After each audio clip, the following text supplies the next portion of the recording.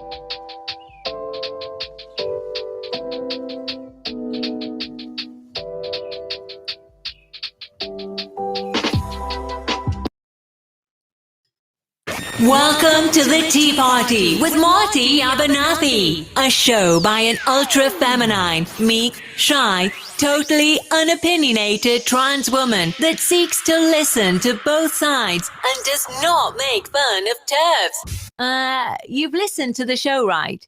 You still want me to say this? Okay. Here's your host, Marty Abernathy.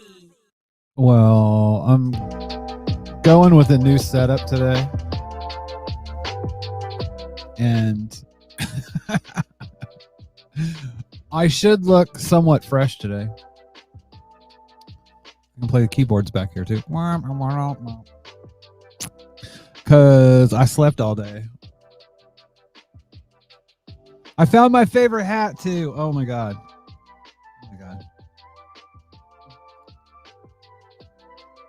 This is like my favorite hat of all time. Now it looks like I'm forcing it. I love these. Anyways, makes me look extremely professional.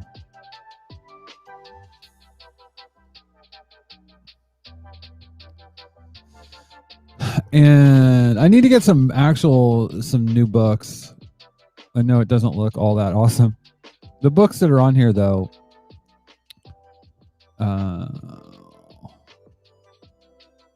Anyways, we have some business to take care of first. We're streaming live on YouTube, Periscope, Twitch, Mixer, and Facebook. You can follow us on Facebook by searching for Tea Party Podcast. That's the letter T followed by Party Podcast, all one word. And on Twitter and Instagram at Marty Abernathy. You can financially support the show by making a one-time donation by going to trance.fm or by becoming a monthly patron at patreon.com/Marty Abernathy. That's MartyAbernathy.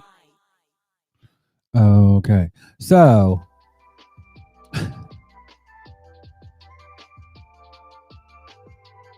I'm looking for my levels, god damn it. Where are my levels? Hello, Jordan Jones P. I put out the link for patrons only to come in and have a chitty chat. If you go on the Patreon page, you'll see it there.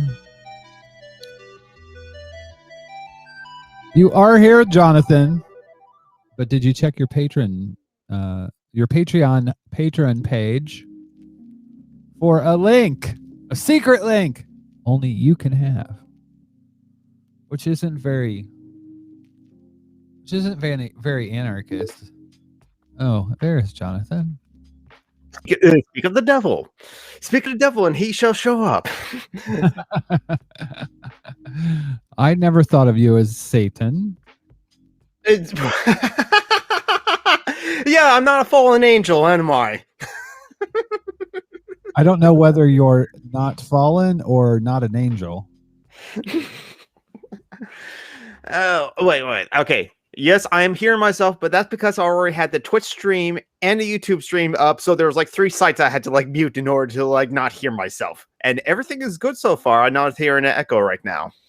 And yes, thank you for the hoodie sweater as well. I'm finally put one on order for the genderqueer colors of green, white, and purple. And then I have a non-binary color hoodie as well. So is this going to be like you're going to have on stream, you're gonna have like different like wardrobe changes, like you'll have to change the leggings and the color of a top you're wearing? I mean, it's once a month, so yeah, this happens. I'm not a quick change artist, so I'm not going to do it on stream or something like that. The hats I can easily change because they're all right here, and you can see some of them actually, and I can easily just like plop one on. So if like on demand, there's someone asks me to put on this hat, I can do it. Which actually I have it on my Twitch thing as a kind of like incentive for donations. And Leto Ano, go to the Patreon of like the Tea Party, and underneath the like the link for the watch link for this stream, you will see the like click here to join live, and you can click on that and join it. Yes, that hair. Yes, that hair. I showered today, which is why the hair is out. So I'm not a dirty commie. I showered today. You are at heart. You're a dirty commie at heart. Yes. What? Fuck, man. Oh, Leto can't. That's okay, Leto. It's not a requirement. Like, although you did sign a contract. You signed a contract. So, wait, it's one of these social contracts? Yes, it only goes one way. I'm learning. I watched ContraPoints, so I'm learning how to have this. What do they call that parasocial relationship? Where yes, it's like one-sided, and yes. And only you are benefiting, or only the creator is benefiting. Mm-hmm. It only works one way. Yeah. Not that I'm bitter or have any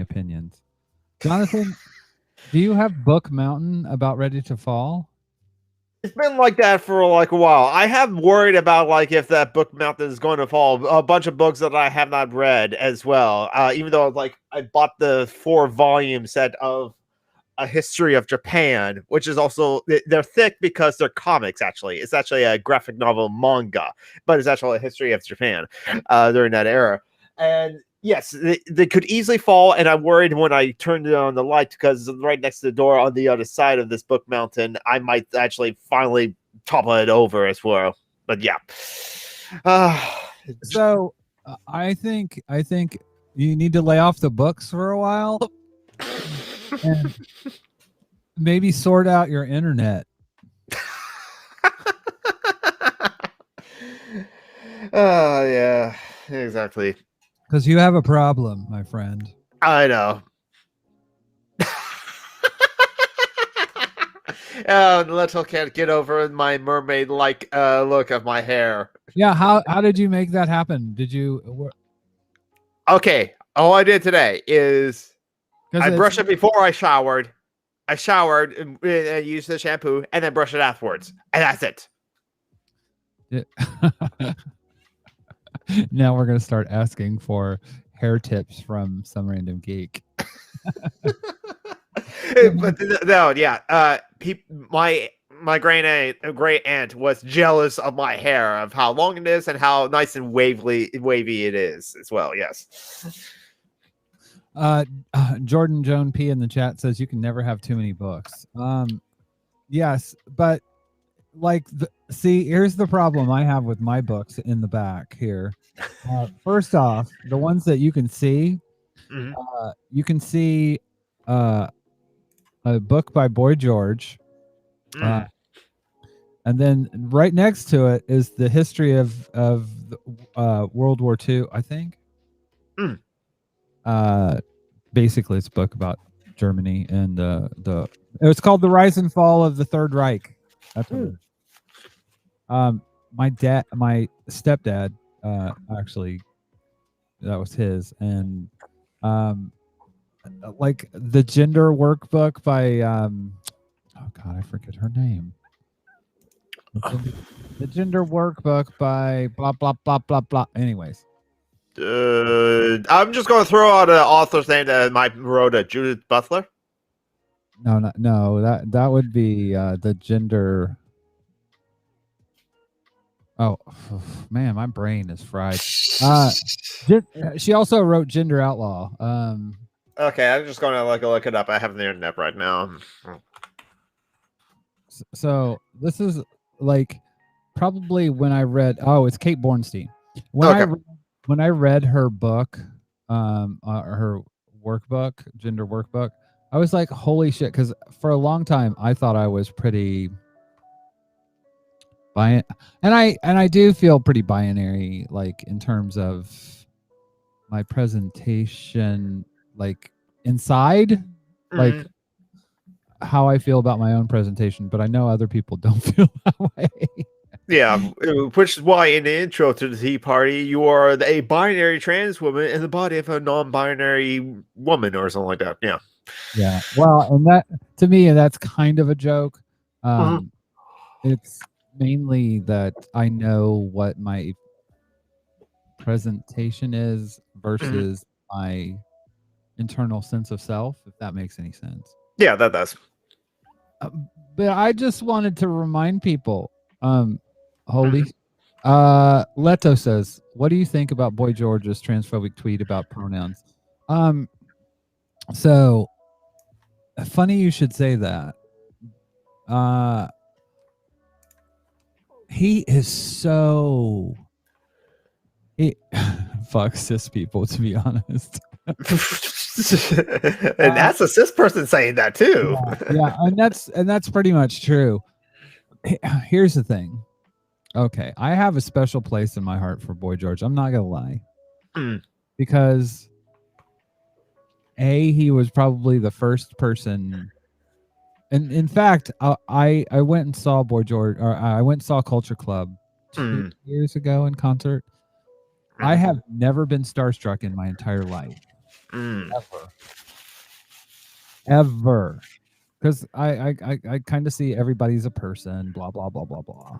Mhm. But when I met him, I was kind of like, and he literally had to say, "What's your name?" And I was Mhm. just like, because I had spent so much time focusing on, going backstage, blah blah blah, and following people, and Mhm. by the time we got there, I was just like, "Holy shit, this is gonna happen!" Mhm. But you have to realize, when I was a kid, I mean, he made me realize that I could be whatever what I wanted to be. Mhm. Um, and two, that my sexuality wasn't quite a straight line. Let's just say that, a straight line. So, Mhm. So let's get to Skay then. so here's the thing. He's not a perfect person, and Yeah. I've grown up around people that definitely are not perfect people. And he said some really shitty things, but he's also said some really good things. He recently did a video with Sarah O'Connell, I think is her name, for the Transgender Day of Visibility. Mhm. I'm trying to find it. Okay. And it was a fantastic statement. Here, let's see if I can find it. Ba, ba, ba.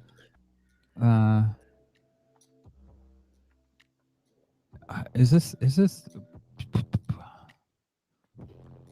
let's run through this. I wanna hold on. So how's your sound, Jonathan? Sound My sound's boy? good. Yes. Mhm. We're all doing Yeah. some. Yeah, I Shut heard up, that. Eagle. You know what's really bad? I put a mute on my my screen, my actual computer screen, Mhm. and god damn it, if the mute, like the floating mute button, doesn't come right over the play button on YouTube. I'm like, son of a bitch. Anyways, so oh, by the way, happy Mhm. birthday to the Tea Party. Mm. It's been a year. Oh, oh dear. Oh dear. Oh dear. Oh dear. So for some reason, my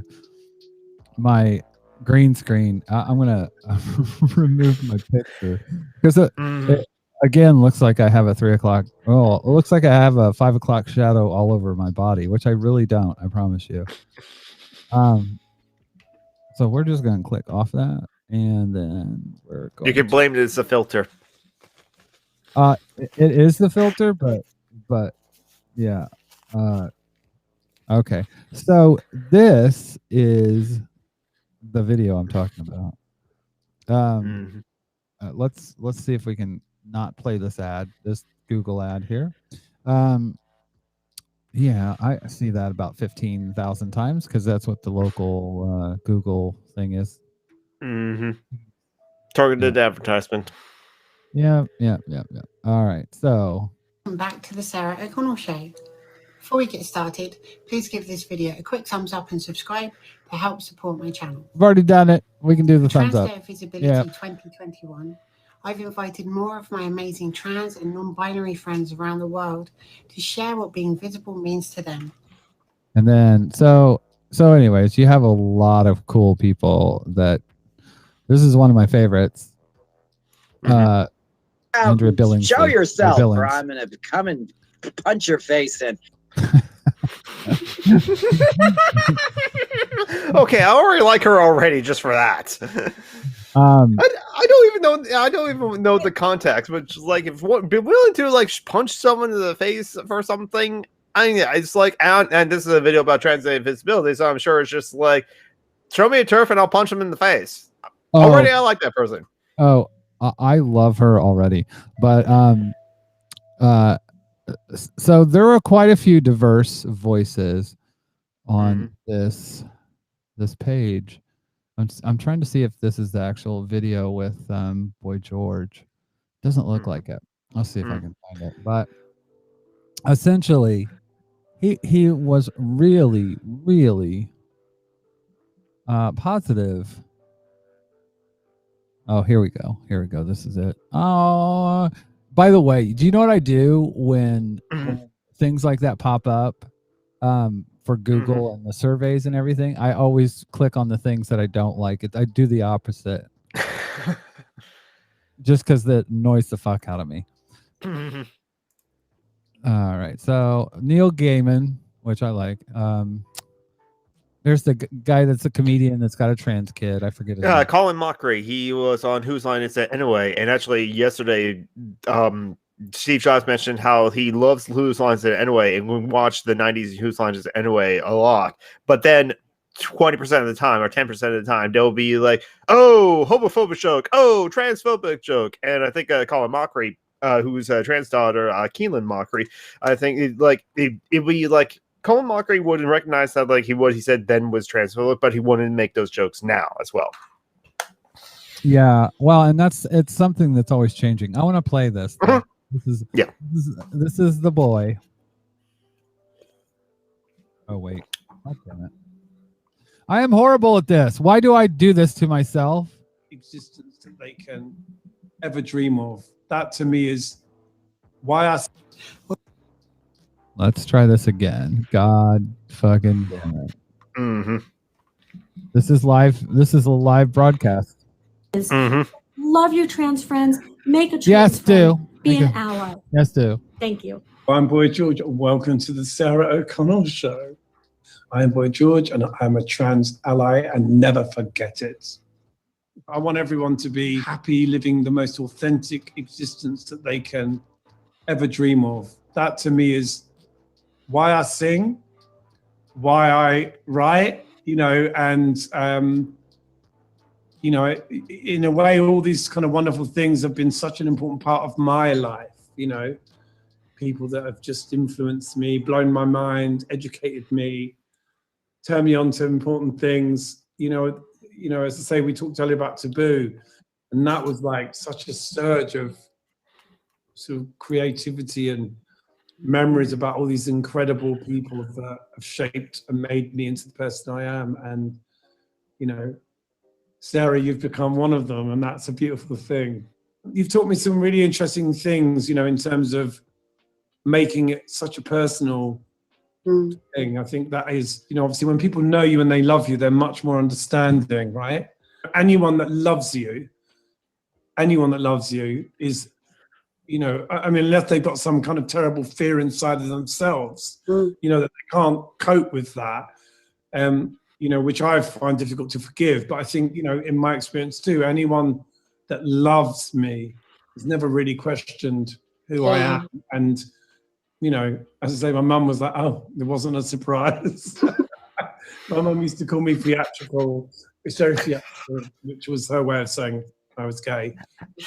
But yeah, I think that, people that really love you, once you show them who you really are, that kind of gives them the right to love you in a way that they probably couldn't before, because, hiding your own truth is a massive barrier. And I would say, and I'm sure this is true for trans people as well, as a gay person, you are always managing yourself through every situation, every day, especially if you're someone who sort of, you can identify as I don't think that I'm a sort of, I don't know, I wouldn't consider myself what's a typical homosexual, but, I wear makeup, I got a hat on, I don't hide what I am. I'm not uncomfortable with being gay. I sometimes forget about it a lot. Like, oh, you're that. And it's nice to forget about it, but it's also nice. I've just discovered people are amazing. Human beings can be so awful, and they can be so genius and brilliant and supportive. And, in a way, were saying the same thing over and over, but you give them the freedom to do that when you say, this is who I am, and this is just who I am, you know. And wow, I wasn't expecting to have this conversation. I'm thrilled. I knew we'd get to know each other. I think we have got to know each other. Hi, I'm Zelda Williams, and this. Okay, so that was Boy George's, and there were people that gave Sarah a lot of shit for having him on the Trans Day of Visibility, and that's the thing. I mean, for someone of my age, you really have to like know what he meant for me. I mean, there's a reason why I have all his books. There's a reason why I love the music, and it's exactly what he said. You know, it's about living an authentic life. And you know, there are times when I do, you know, I want different things for myself from a trans point of view, but it's never been about going from one box to another. About, for me, it's always been about being an authentic, for just learning to be me. Does that make any sense? Yeah, it does. I mean, I think when it comes to stuff with gender, I think he does understand it. And again, I have a really hard time when it comes to people that kind of will make a judgment about somebody and then hold on to that judgment forever. I think you have to judge people on where they are right now. I mean, yes, Peter Coffin's still an asshole. He continues to prove that, though. Yes, he could change his behavior. I mean, that's the thing. I always look to like someone like Dusty Smith as the person that is what I would say is someone that has an awesome redemption arc, because he's not afraid to talk about the things he's done, where he's fucked up, and that's real. That's life. I'll tell you a little secret. Well, it's not really a secret. I actually did a blog post about it, but that blog post is probably been buried. But I mean, if you were to hold me to that, I don't even know how I can say this in a way that isn't kind of shocking, but so part of my journey was I went through a Christian phase, and I thought Jesus was going to save me from being myself. Was this a born again? But was this a born again Christian phase, kind of like Stephen Baldwin, or is this like you were kind of grew up Christian, but then you rediscovered it or something like that?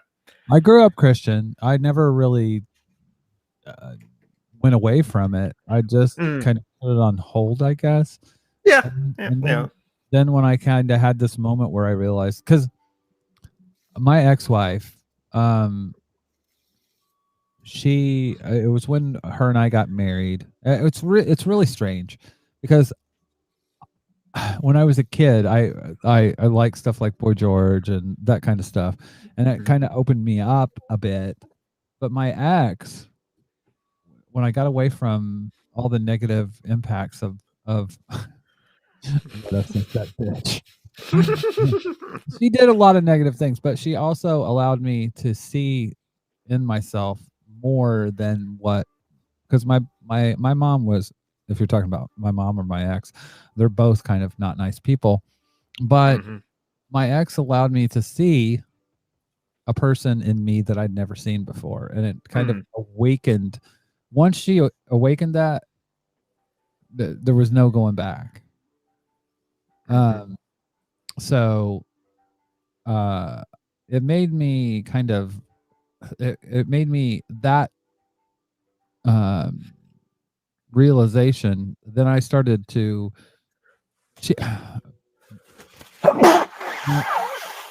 Are you all right? Allergies. It's spring. Spring has sprung. So it's just one of those things where she allowed me the room to kind of realize that I had potential that I didn't think that I had. Mm. So I started exploring my trans identity, and she was okay with it as long as I was a crossdresser. But she even said in therapy, she said, if you're bisexual, if you're transsexual, or bisexual, our marriage is over. And it's like, I realized because when she would quote allow me to cross dress, Mm. the more I did it, the more I wanted to do it. And with that realization, I was just like, holy shit. This is not just dressing up. It was like I was pulling layers away of shame and all kinds of stuff like that. But I realized over time that it was more of an identity than it was an activity. I And mean, that made me suicidal. I'm not gonna lie. oh yeah. I mean, the leggings was kind of like the start of that too for me. I eventually, I was like, no, it's my gender expression. I'm still a cis man, but it's my gender expression. Well, and I do think there's so much shame in society. You know, when it comes to especially toxic masculinity, the toxic male culture, where oh shit. Wait a second. I think this one's it. No, that's not it. No, that's not it either.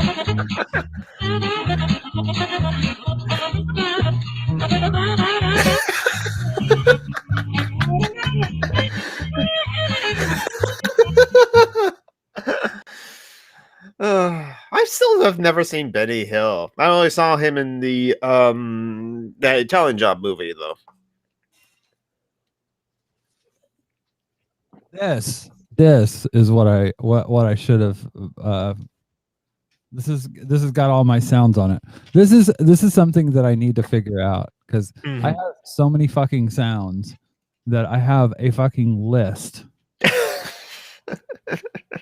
and it kind of takes away the joy. But this is what I should have played. Ding ding ding! What do we have for Johnny? But I like Benny Hill too. No, but so when it comes to Boy George, it's a complex thing. And I really, like I said, it's one of those things where it really does concern me when people have this kind of mentality, like people can never redeem themselves or people can never change, and it's not cancel culture.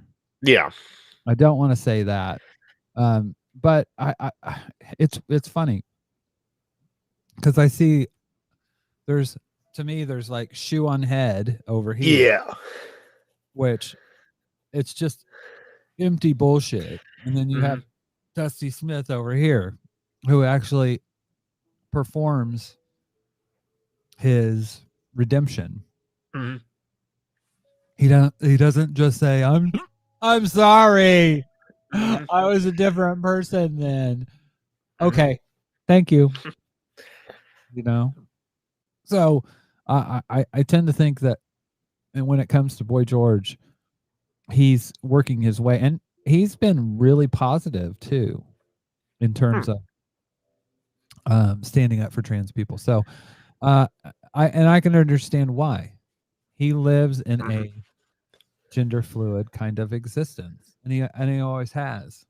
You know, I mean, when he was in Culture Club, it was a lot more. He was a lot more gender fluid. He was, well, he was pretty.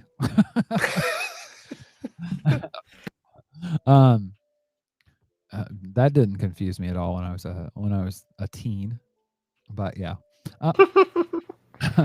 So Leto, that's where I was going with that. But I just wanted to say, I think, Jonathan, seriously though, you need to sort out your internet, because I was watching your show the other day and you lost internet. I did. So yeah, I was streaming on Thursday night and I just lost internet. And it's just like, it didn't happen on my laptop. And I thought that's because of it's a Wi-Fi connection. I can't plug it into the Ethernet with the laptop. And then just like, so I assumed it was like a hardware problem with my laptop. But now I got the new desktop computer plugged into the internet, so I don't have to worry about like the password for the monitor, modem, or something like that. But yeah, on regular occasions, I lose internet. It happened twice already on Social Justice Alchemy. Well, and there are sometimes when you don't lose internet, but you start talking like a Dalek. And yes, I will say exterminate when that happens. I mean, that's the thing. I mean, Jonathan will be talking, and all of a sudden you're like, exterminate.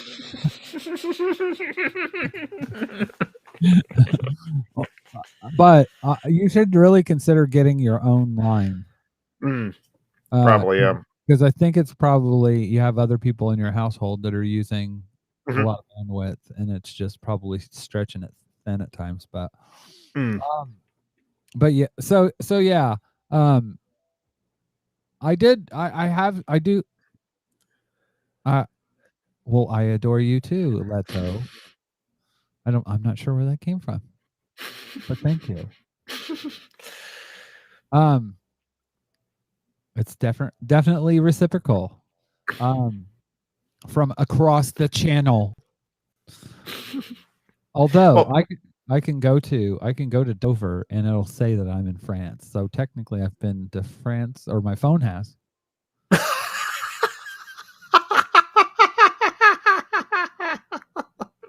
Yeah.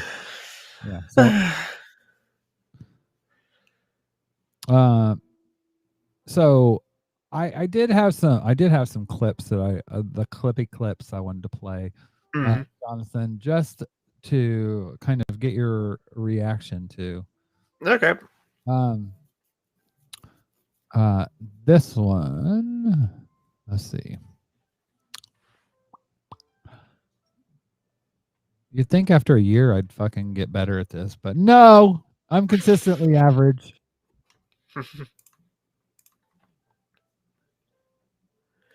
Because, you'll open up to what? To nothing. Oh, dear. Oh, dear. Oh, here we go. There we go. See? Mediocrity. It's what I do. All right. So.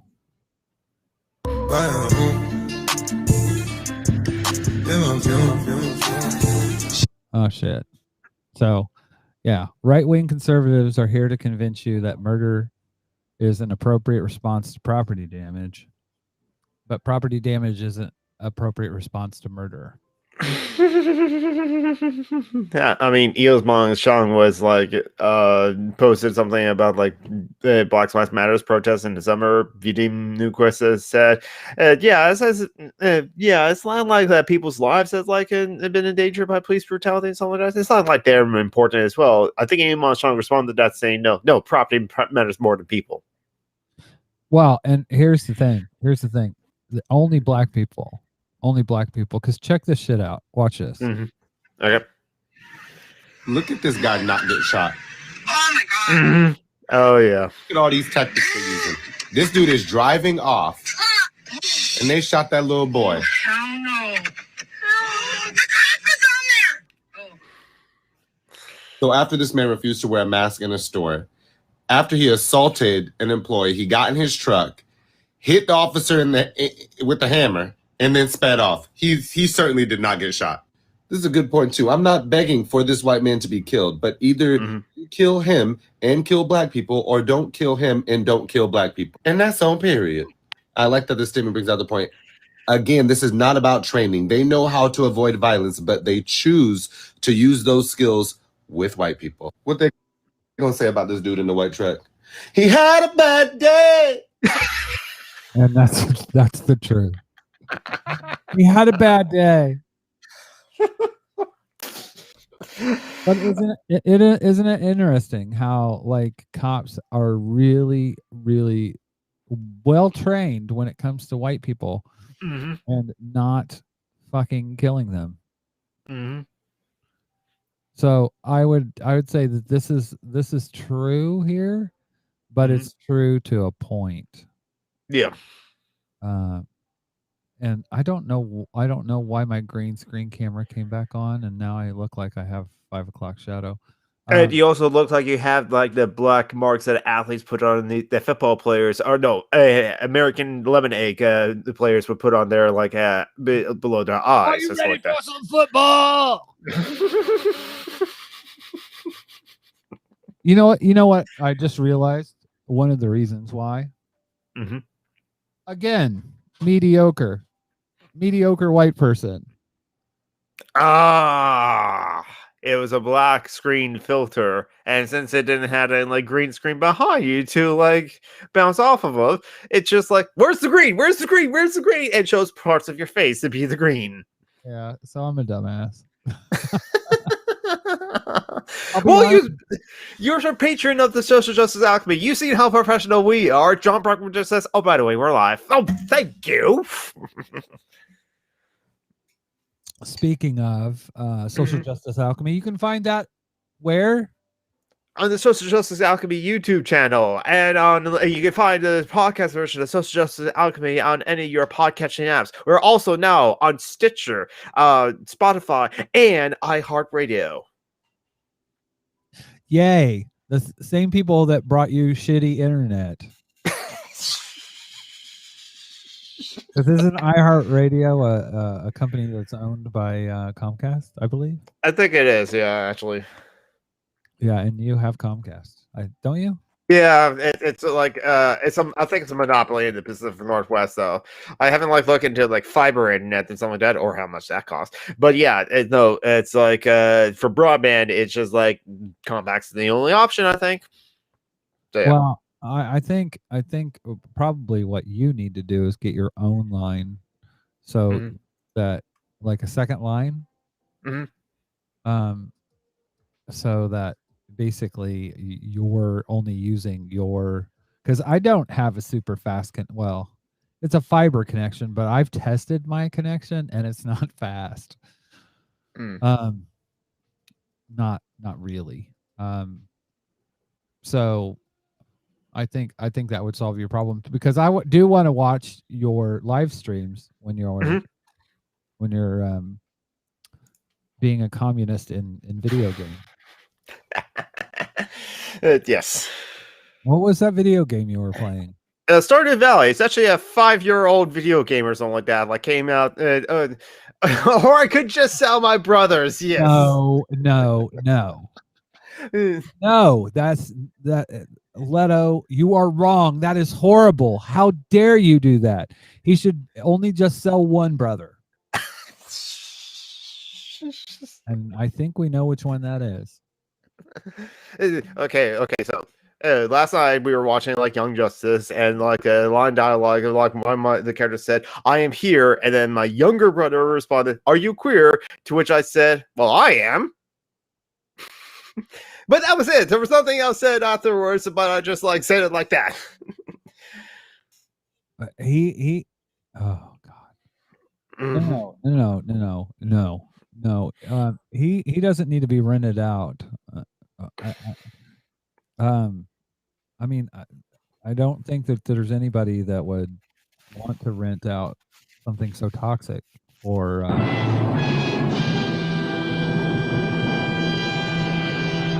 that's definitely not the one I was looking for.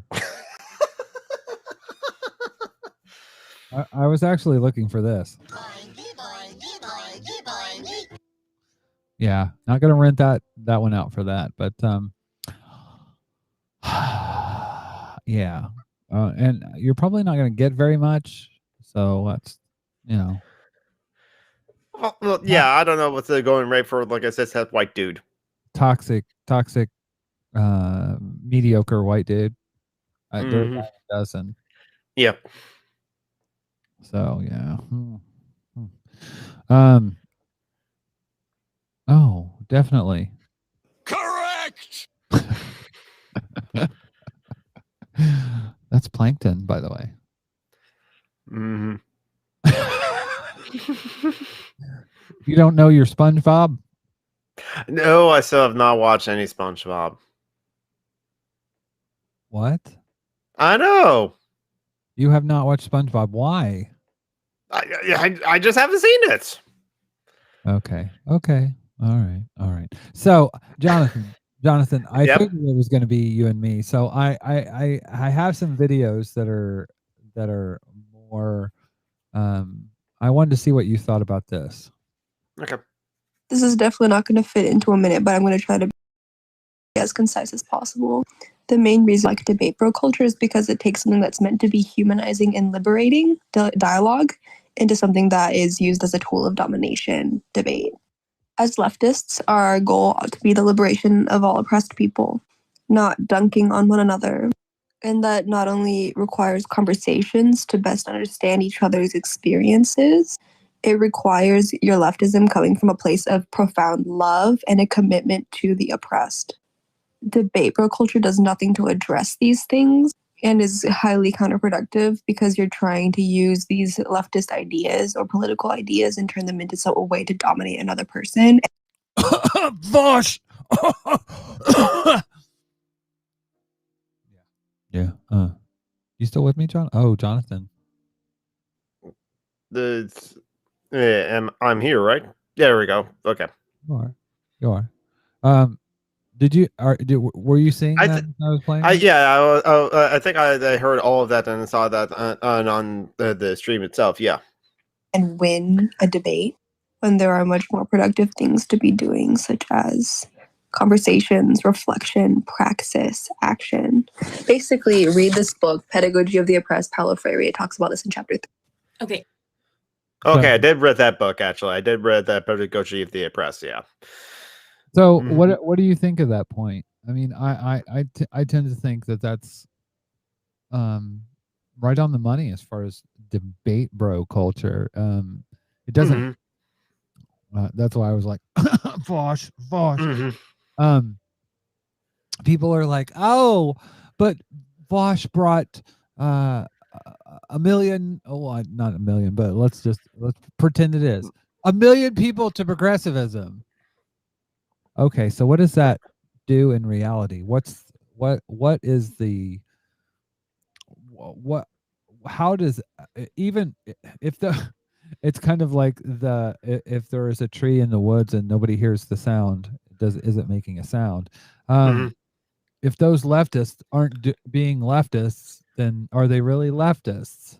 No, I don't think they are.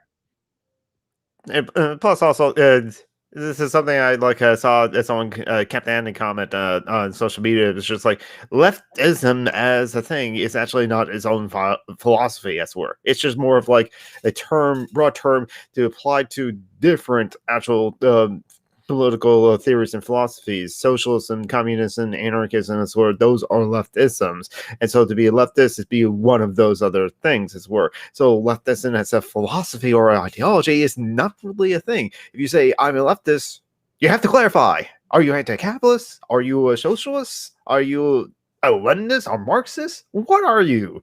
I'm a narco-syndicalist. There you go. Well, this second clip kind of plays into the first clip that I found. I am hardly ever on this app anymore because every single time I log on, there's so much like defeatism and doomerism, and it kills my fucking vibe. And I understand that late stage capitalism is hell, and I understand that like when you first become class conscious and aware of the inherent like exploitative nature of capitalism, that it's very easy to feel hopeless about the future.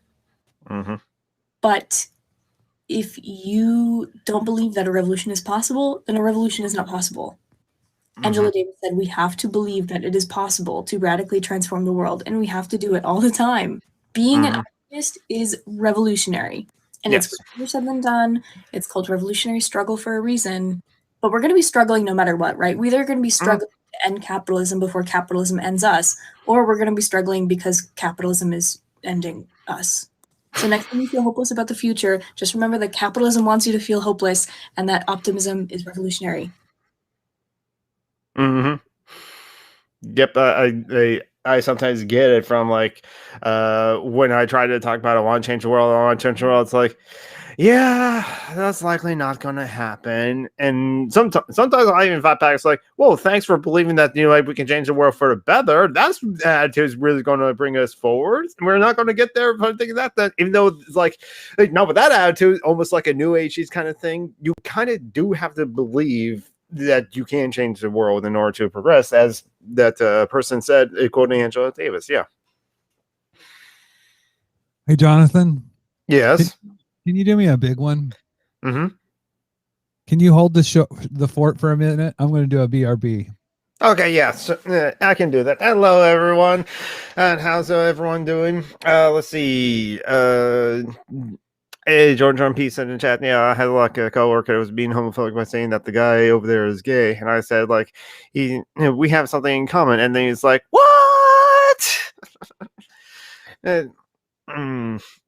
Yeah, and agree, Adam. I've like always like and I was going to comment about like all these people that like say, oh, but like Vosh brings people to the left. But like, okay, but how are they bringing them people to the left? And if they're, especially since Vosh's like whole shtick, or what he defined as his praxis, is just de-radicalizing like alt-righters, far-righters, and like and former Nazis.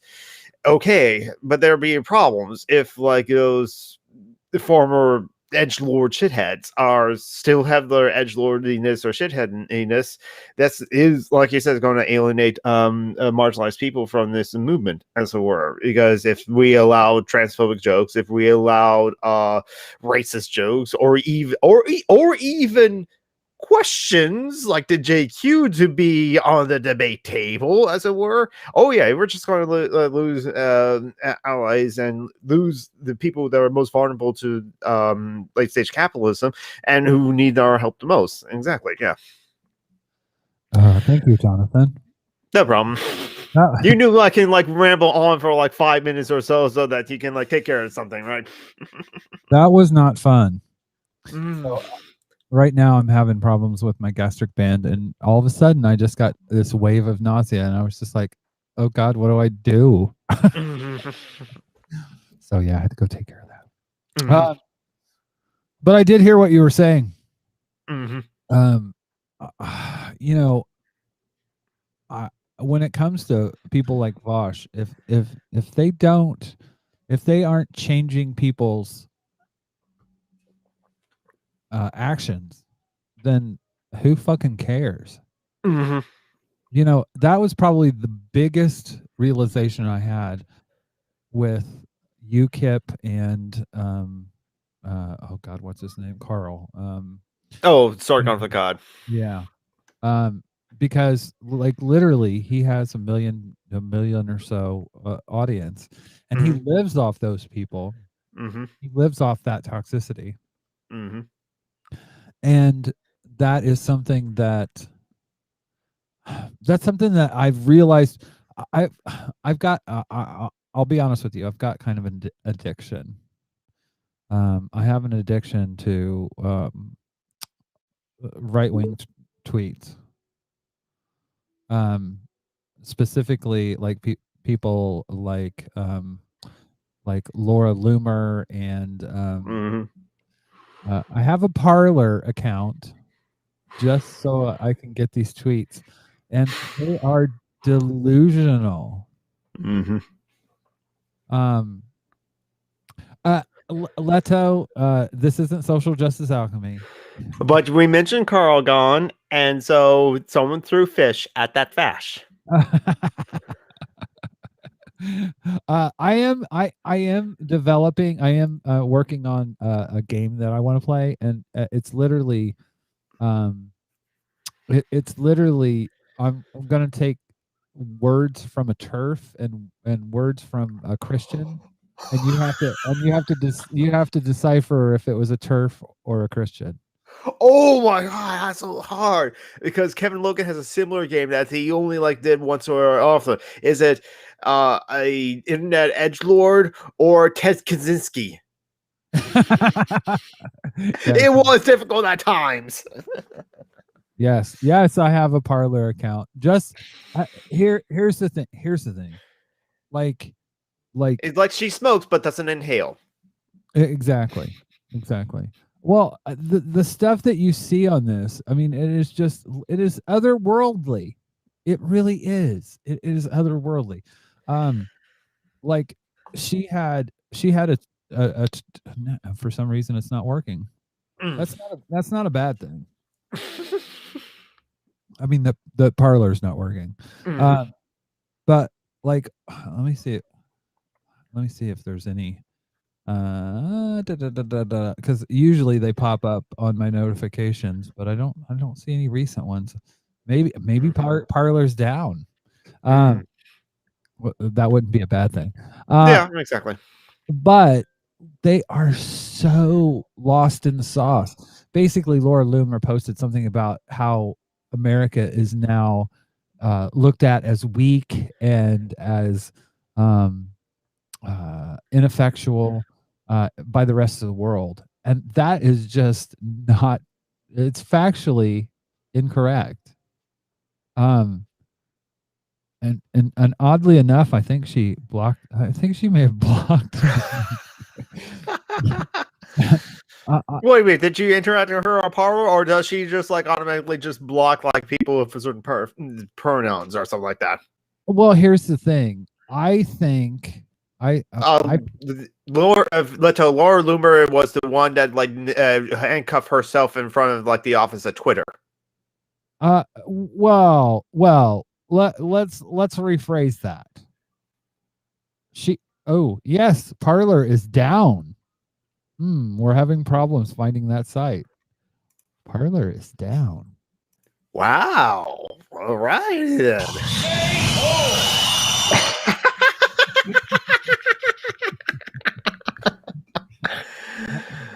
So now they'll all be going to their backup accounts at Gab. Yeah. You know, there's a piece that I always go to from Julius Goat on Twitter. He wrote a piece on his personal site about why we shouldn't debate things. There are certain things that we shouldn't debate, and I am so on with that. I do think that there are things that we should not debate. The Jewish question should never be up for debate. It should never be up for debate ever. So that's something that's debated time and time again, and you'd think over time that we would have an answer to it, considering how much it's been debated, but it's not. Do you know what I mean? Yeah, exactly. But trans rights is another thing should never be debated. You're talking about people's lives. It's not. It's not whether Coke or Pepsi is good. Royal Crown Cola. RC Cola. Yeah. Oh my God. Do they still make that? I think they do. Yeah, they still make that, and actually, that company has like other fruit sodas, and you rarely find them. But like they have like big peach, big blue. I don't know what the blue flavor is supposed to be. They had also like big pineapple, and I like to use some pineapple soda for like I'll call mixed drink. Like half a shot of like Blanco tequila, half a shot of like a rum. You can use any kind of rum, and half a shot of like triple sec, and then the rest pineapple soda or pineapple juice. Nice. I to be honest with you, now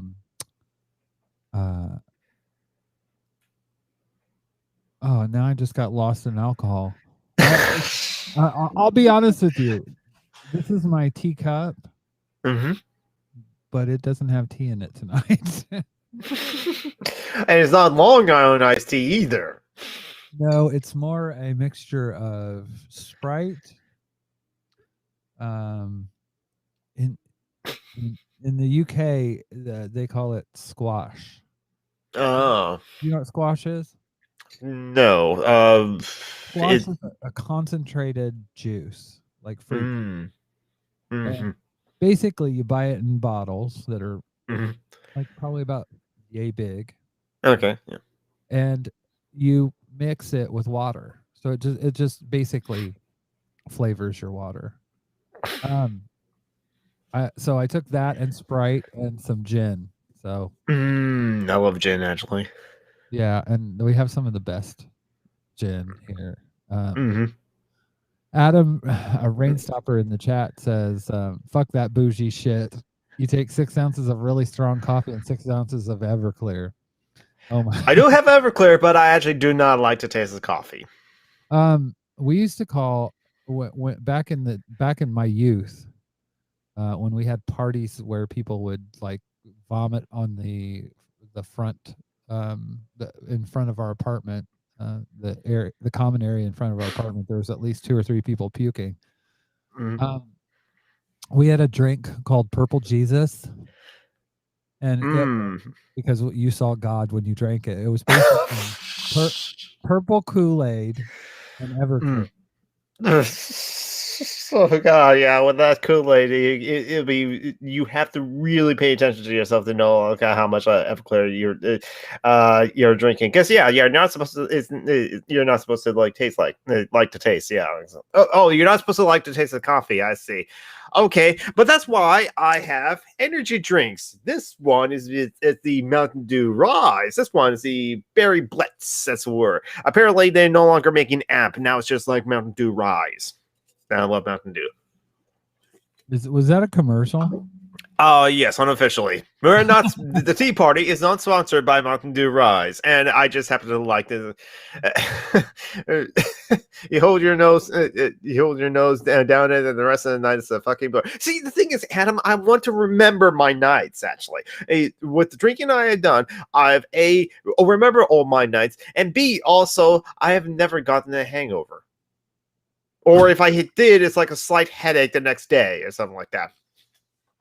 Well, when it comes to, here's the thing. When it comes to getting drunk, I can do that on anything. What is it with people that okay, I'm going to go on a bit of a rant. I live in this country, but I don't like tea. And I stopped drinking it about 6 months ago, and there's a reason why. Because I was fucking dumping fucking shitloads of sugar and milk, and I was just at the end of it, it's like, why am I sweetening this shit up so I can tolerate it? See, I actually like tea over coffee. I'll drink straight like black tea, straight English tea time, which I don't know what makes it English. And to me, I think English tea time as a flavor that the brands here just like me. It's just like black tea. Coffee or tea without any sugar in it is piss water. I'm sorry. Oh yeah, I'm not going to argue with there. But this is what musicians do when we hate the world, but we need to go out into it and play.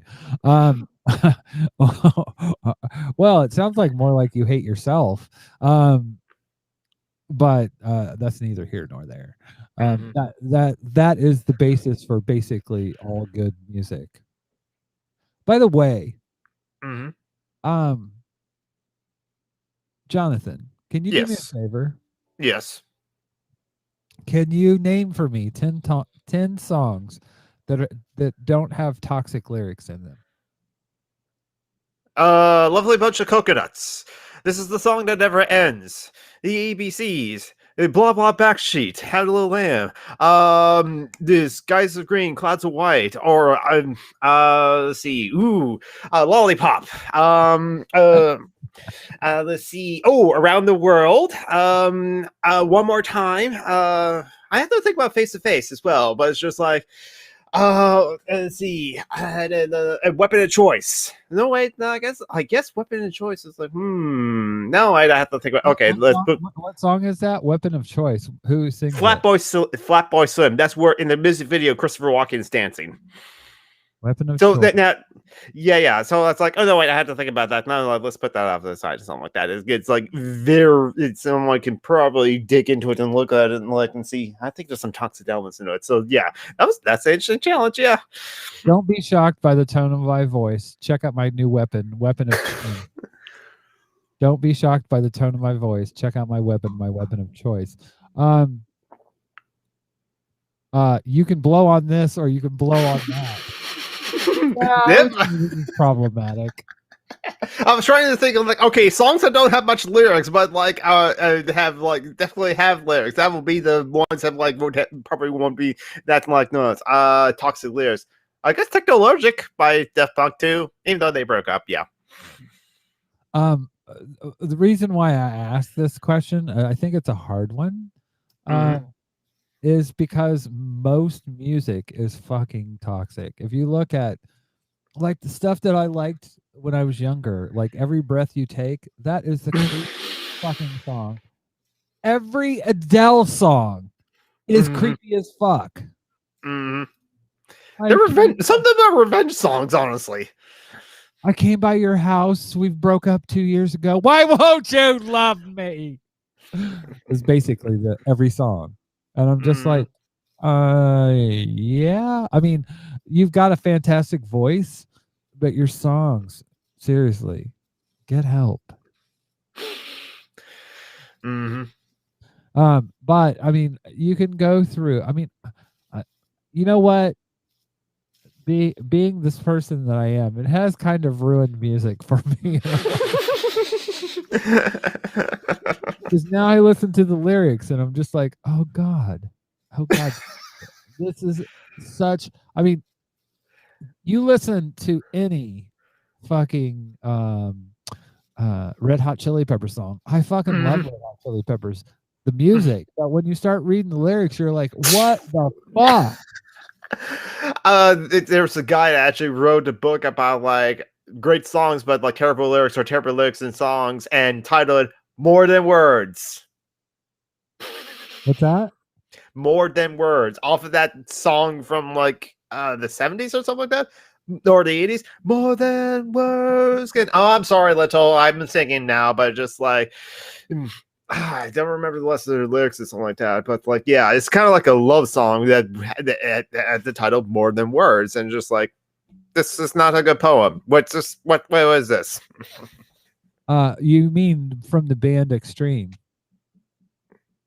Yes, I think so. Saying I love you is not the words I want to hear from you. It's not that I want you not to say, but if you only knew how easy it would be to show me how you feel. More than words. It's that's not a toxic song, is it? It's not, but the lyrics, well, are they great?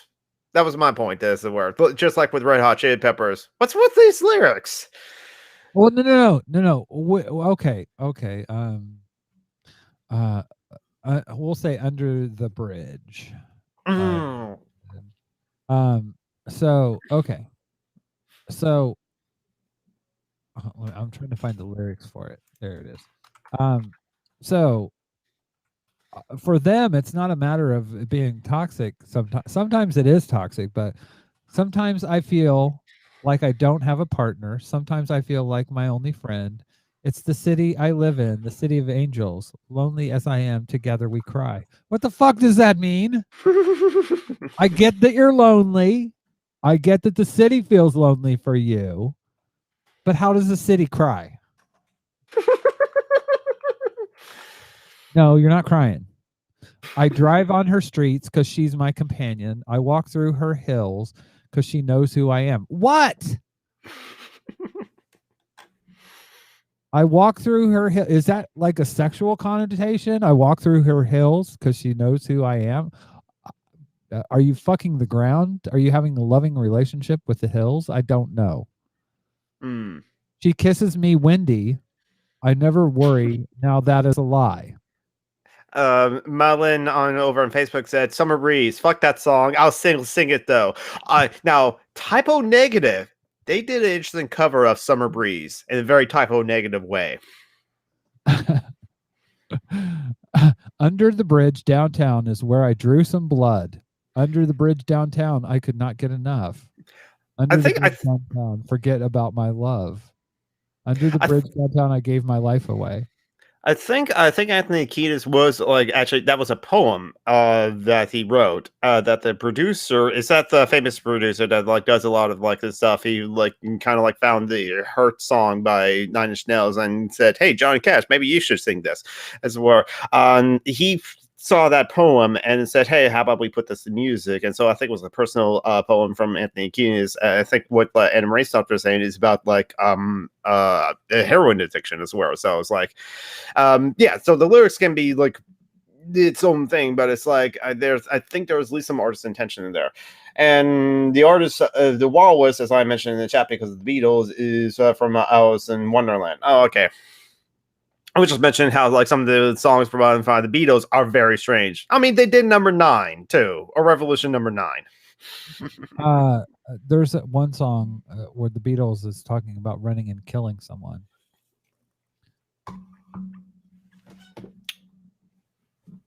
I don't remember that one.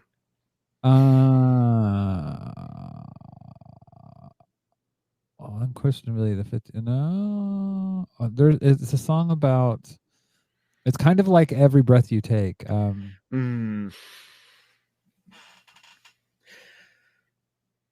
trying to find what the song is, and I know this is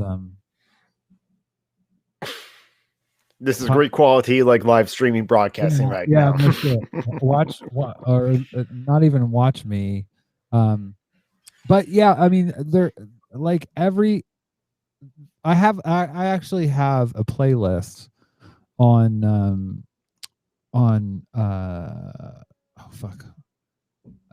Spotify, and it's literally of songs that aren't toxic, because there's so few.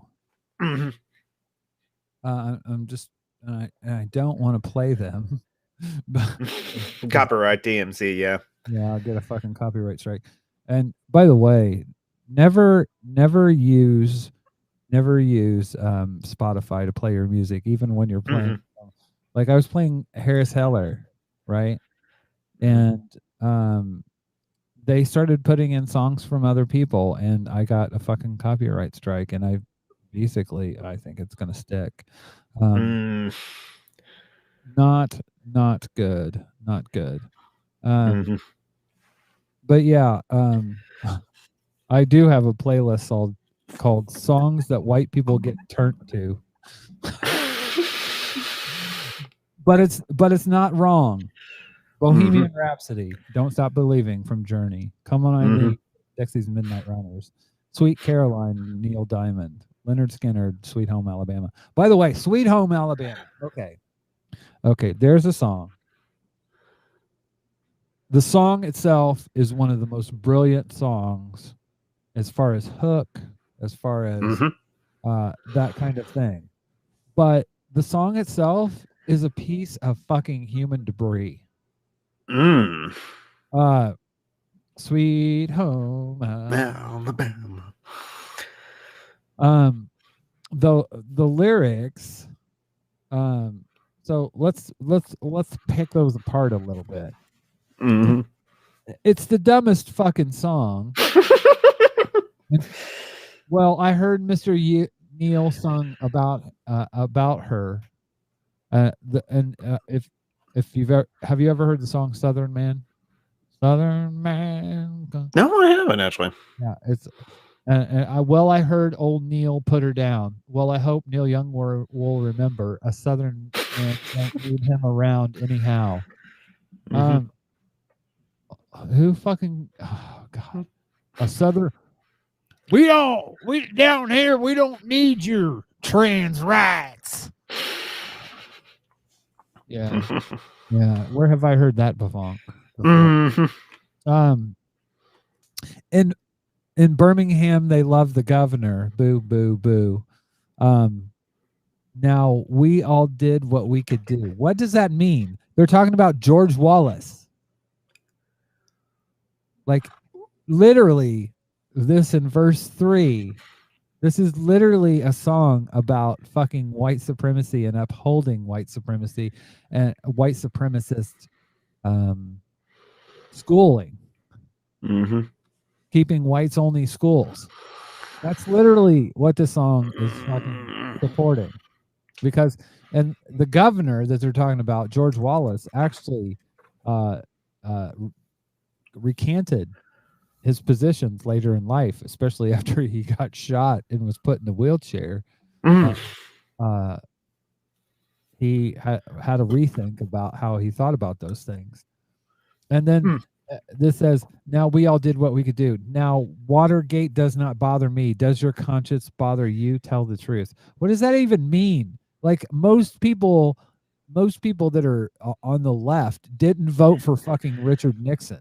Nope. During that time. So this song makes no fucking cogent point. It's just like it's throwing these turds up that have no actual. I mean, that's what I'm saying is this. Reading the lyrics ruins every fucking song. Pretty much. But there's sometimes, if you read the lyrics and have like a certain mindset or perspective, you can actually grow to appreciate a song much more and didn't realize the radical lyrics in like "This land is your land. This land is made for you and me." Yeah, well. No, those are the rare exceptions. Adam Rainstopper says Skinner got their start as a house band for a KKK bar. Yes, it's gonna be some random geek karaoke night. This is why I do that on my Twitch stream, because little Nano is not always there and she can't stop me. She really can't stop you anywhere. I mean, yeah. Can't stop me now. I'm having such a good time. I'm having a ball. Can't stop me now. Oh, I'll stop there. You can stop yourself, which is probably a good thing. But I want to know what that Beatles song is about. It's about chasing down a woman. 30 songs about domestic violence. Here we go. Mm-hmm. And some of these songs I've never fucking heard of. That's fine, Little. I'll see you tomorrow on Social Justice Alchemy. Nickelback. Oh my god. Oh, that's a band that like a lot of almost everyone has opinions on. I love how what one person put it. Nickelback is the band for people who want to rock out but don't like rock and roll music. It feels like rock and roll to me. I just think it's very cheap. Yeah. I don't have anything necessarily against it, but the song is "Run for Your Life." Oh, and I know what that sound is. That sound is Jonathan being kicked out and then back in. The song is the Beatles' "Run for Your Life," which okay. I've never heard the song, but the lyrics on it are absolutely toxic as fuck. Well, I'd rather see you dead, little girl, than be with another man. That's literally the first lyric from the song. Very possessive too, and just yikes. You better keep your head, little girl, or I won't know where I am. You better run for your life if you can, little girl. Hide your head in the sand, little girl.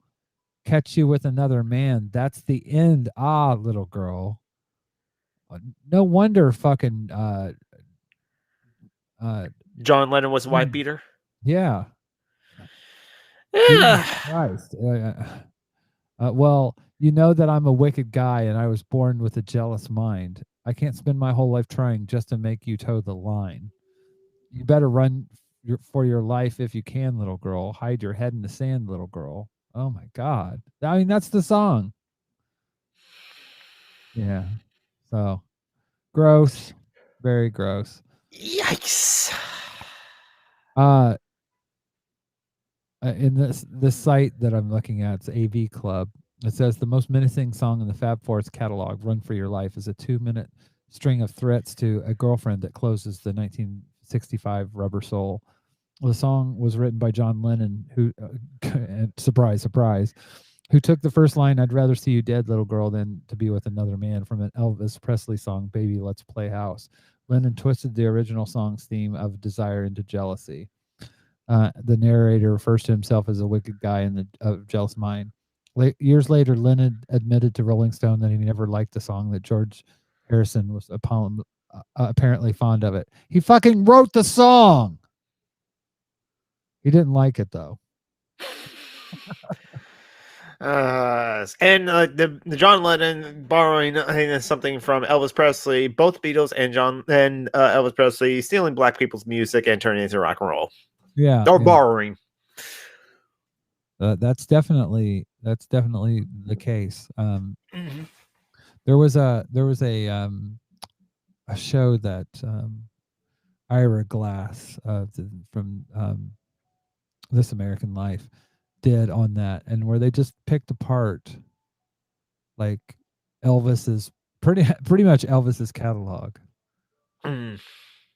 It was very interesting, and I make it sound very boring, but like there's websites that'll these songs are toxic, songs like that. But so let's and I'm not going to pick on the kids because I was going to say, well, let's look at the top 40, but that would be like old people kind of kids today, the music, oh my God, it's so toxic. It's so Yes. toxic. Hey, dude, this is why I don't have much of the opinions, because I don't listen to like modern music. I'll eventually listen to Billie Eilish. I might just like record myself reacting to some Billie Eilish for the first time. That might actually, because a reaction video is something that YouTubers do, or some YouTubers do. Oh my God. Yeah. I definitely think that once again, I think YouTube is toxic as fuck, and it's built on toxicity. It literally the more I keep saying I want to write this, like, I need to write a script for it. A video. I want to start doing videos that Leto said I'm not sure I'm coming tomorrow. To Social Justice Alchemy. Oh, okay. Pregnant pause. Where the fuck was I going? I don't know where fuck, my mind just went fucking blank. That's what I get for making jokes like that. Oh, YouTube. You were trying to make a script about making YouTube videos. Yeah. About like how YouTube is basically toxic from the bottom up, from the algorithm is basically there to make money. Yeah. And it's there to make money, and basically Twitter, Facebook, and YouTube have all figured out that, and you know, people bitch about TikTok, but TikTok is the purifier of having a super toxic algorithm, because basically what they'll do is they'll use, like, I've seen black creators who make videos on these shitty videos that are coming out. They'll be doing response videos, and they'll get taken down for harassment and bullying, but the original one that was toxic as fuck, that stays up. And it's not an accident. That's not an accident. That's how it works. Yeah. Basically, they'll take it down after about 3 weeks, and the creator will get banned, and or they'll get a shit ton of clout from it. And that literally is just a microcosm of how Sargon got an audience on YouTube. Pretty much, yeah. You know, it's the same thing. Mm-hmm. It's literally being shitty and capitalizing on that shitty. And then it creates this kind of alternative media where people like Laura Loomer exist. Mm-hmm. And it's literally, it's just false. I mean, her I don't know anywhere in the world. There are a few places that won't like the Biden administration. Israel is one. Yes. That I can think of. But the rest of the world, who did Russia think that America was a force to be reckoned with when Trump was in office? I don't think so. I mean, but they literally feed themselves, oh, Biden shit. And then the rest of the world looks at Biden and thinks, oh my God, he's horrible. And I'm just like, this is like, it literally is alternative facts. And alternative facts is just a Carlin kind of way of saying it's a lie. Do you know what I mean? I think so, yeah. Oh, here we go. I just realized I took screenshots of one of Laura Loomer's tweets. So let's break this shit down. So I'm going to put this up on the screen. If I can, if I have the technology. I think I have the technology. So if we have the technology, we can repair him. Oh my God, you just made a Steve Austin reference. No. How old are you, Jonathan? Jesus. I'm 36. Because that's like my childhood. But cultural osmosis kind of like informed me of like $6 billion man. Yeah, apparently though that was inflation because it was a $6 million man. $6 million man. That's right. Yeah. Okay, so I put it up on the screen here. Everyone predicted Joe Biden would cause world leaders to scoff at America and the lack of leadership from Harris Biden. We are now a third world nation in the eyes of the world because our elections have less integrity than third world dictatorships. There's been no credible evidence of any kind. I wasn't happy with the results, but there's no truth to this. This is literally living in your own fucking delusion. Do you know what I mean? Yeah, exactly. I think it's absolutely poetic that foreign governments have no respect for our country anymore. Who are you talking about with that? Like literally, this is just feeding delusion. Because you can say a lot of bad things about American foreign policy. Oh yes. But a lack of respect isn't something that people in fact, people have more respect for Biden Harris than they did because frankly, Trump was a joke in the eyes of the world. And I know that they laughed at him at the UN or something like that on a national stage. They literally laugh out loud what he was saying, proclaiming something on on front of a microphone in front of the other world leaders in one of the years. Elections have consequences soon Democrats are going to see what they voted for. Enjoy the ride. It's going to get very ugly. This is what happens when you allow your elections to be stolen. No, this is what happens when babies fucking lose. And suck it up, liberals. Suck it up. Trump 2020. Suck it up. What happened to all these people that said not my president? Well, apparently Laura Loomer is saying not my president right now. Yeah, exactly. The world loses all respect for you, and your nation is viewed from a position of weakness, not strength. First off, that's never going to be the case for America until the dollar is not the standard currency. Yeah, because right now a lot of currencies actually tie their value to the American dollar, basically.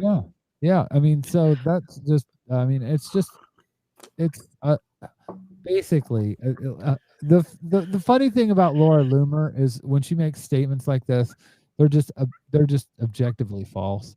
But she made this statement, and basically what I came back was, because generally I when I read this shit I just laugh because it's so ridiculous. But I just had to respond, and I literally just said, I live in the UK. This is objectively not true. It's absurd and it's false. And I had like quite a few conservatives that were on Parler fucking upvote me. I think I had like 13 or 14 people upvote me, and I was like, whoa, wait. I was expecting to get downvoted, but that's the thing. I'm starting to think your best bet when it comes to playing these algorithms is to play against them, to basically like go on conservative websites and be the liberal, go on liberal websites and be the conservative, because you're going to get an audience of people that are like, oh, this is bullshit. You know, but and are you familiar at all with the Washington Journal? No. It is a C-SPAN program that's pretty snoozeful, but they'll have basically a left and a right line, and people will calling from Indianapolis on the right line. We have blah, blah, blah, blah, and they'll get. I used to love listening to it. But I soon realized after a while that it was literally just people getting on spouting rhetoric, and this is the left and the right, spouting rhetoric that they had no actual knowledge about.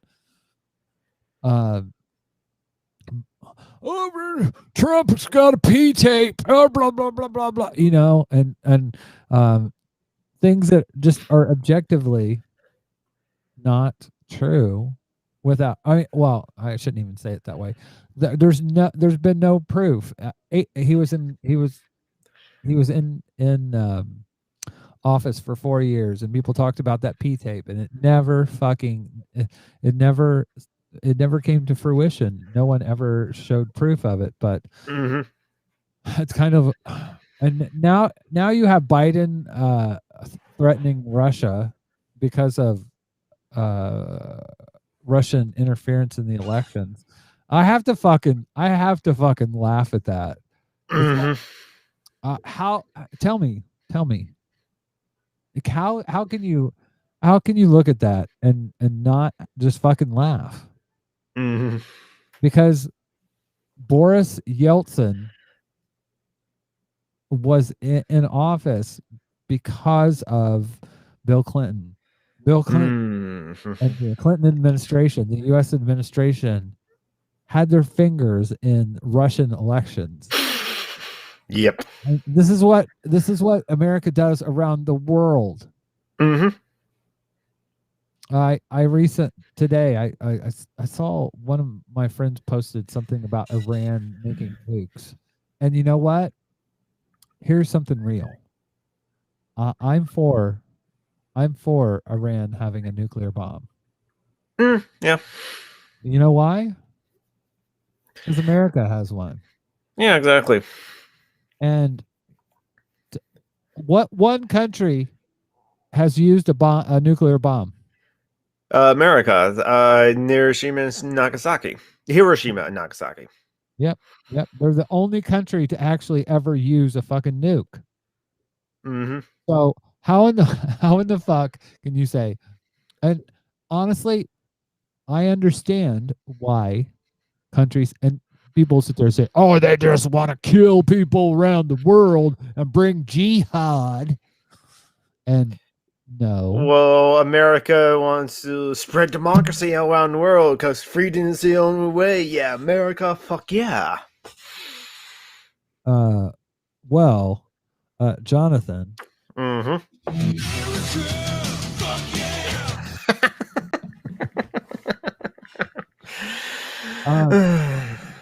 Yeah, that it totally is it. But there is no. That's what I want to bash my head up against the wall because there's no self-reflection. Mm-hmm. You know, when people say shit like that, it's just like Jesus Christ. You're worried about why are you not not being up in North Korea's face? Mm-hmm. You are Iran. Why aren't you killing North Korean leaders? Mm-hmm. Because they already have nukes. Mm-hmm. That's why. Mm-hmm. That's why they have nukes.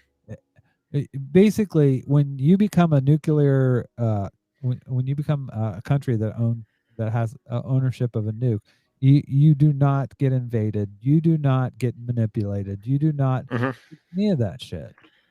Yeah. It doesn't happen, and that is the main reason why. Mm-hmm. So I understand why a country like Iran would want to have a nuke. Mm-hmm. You know, I mean, if you look at Pakistan, you look at India, you look at all these different countries that have them, they are not fucked with. Their countries are not like Iraq was. You know, in a way. Oh, we're stop saying it! the same thing. Stop it, Boy George. Stop it! You had your time this show, Boris George. You had your time. So just like go back to the green room. Stop trying to take the stage all the time. So yeah, so I made a TikTok and basically that's what I said.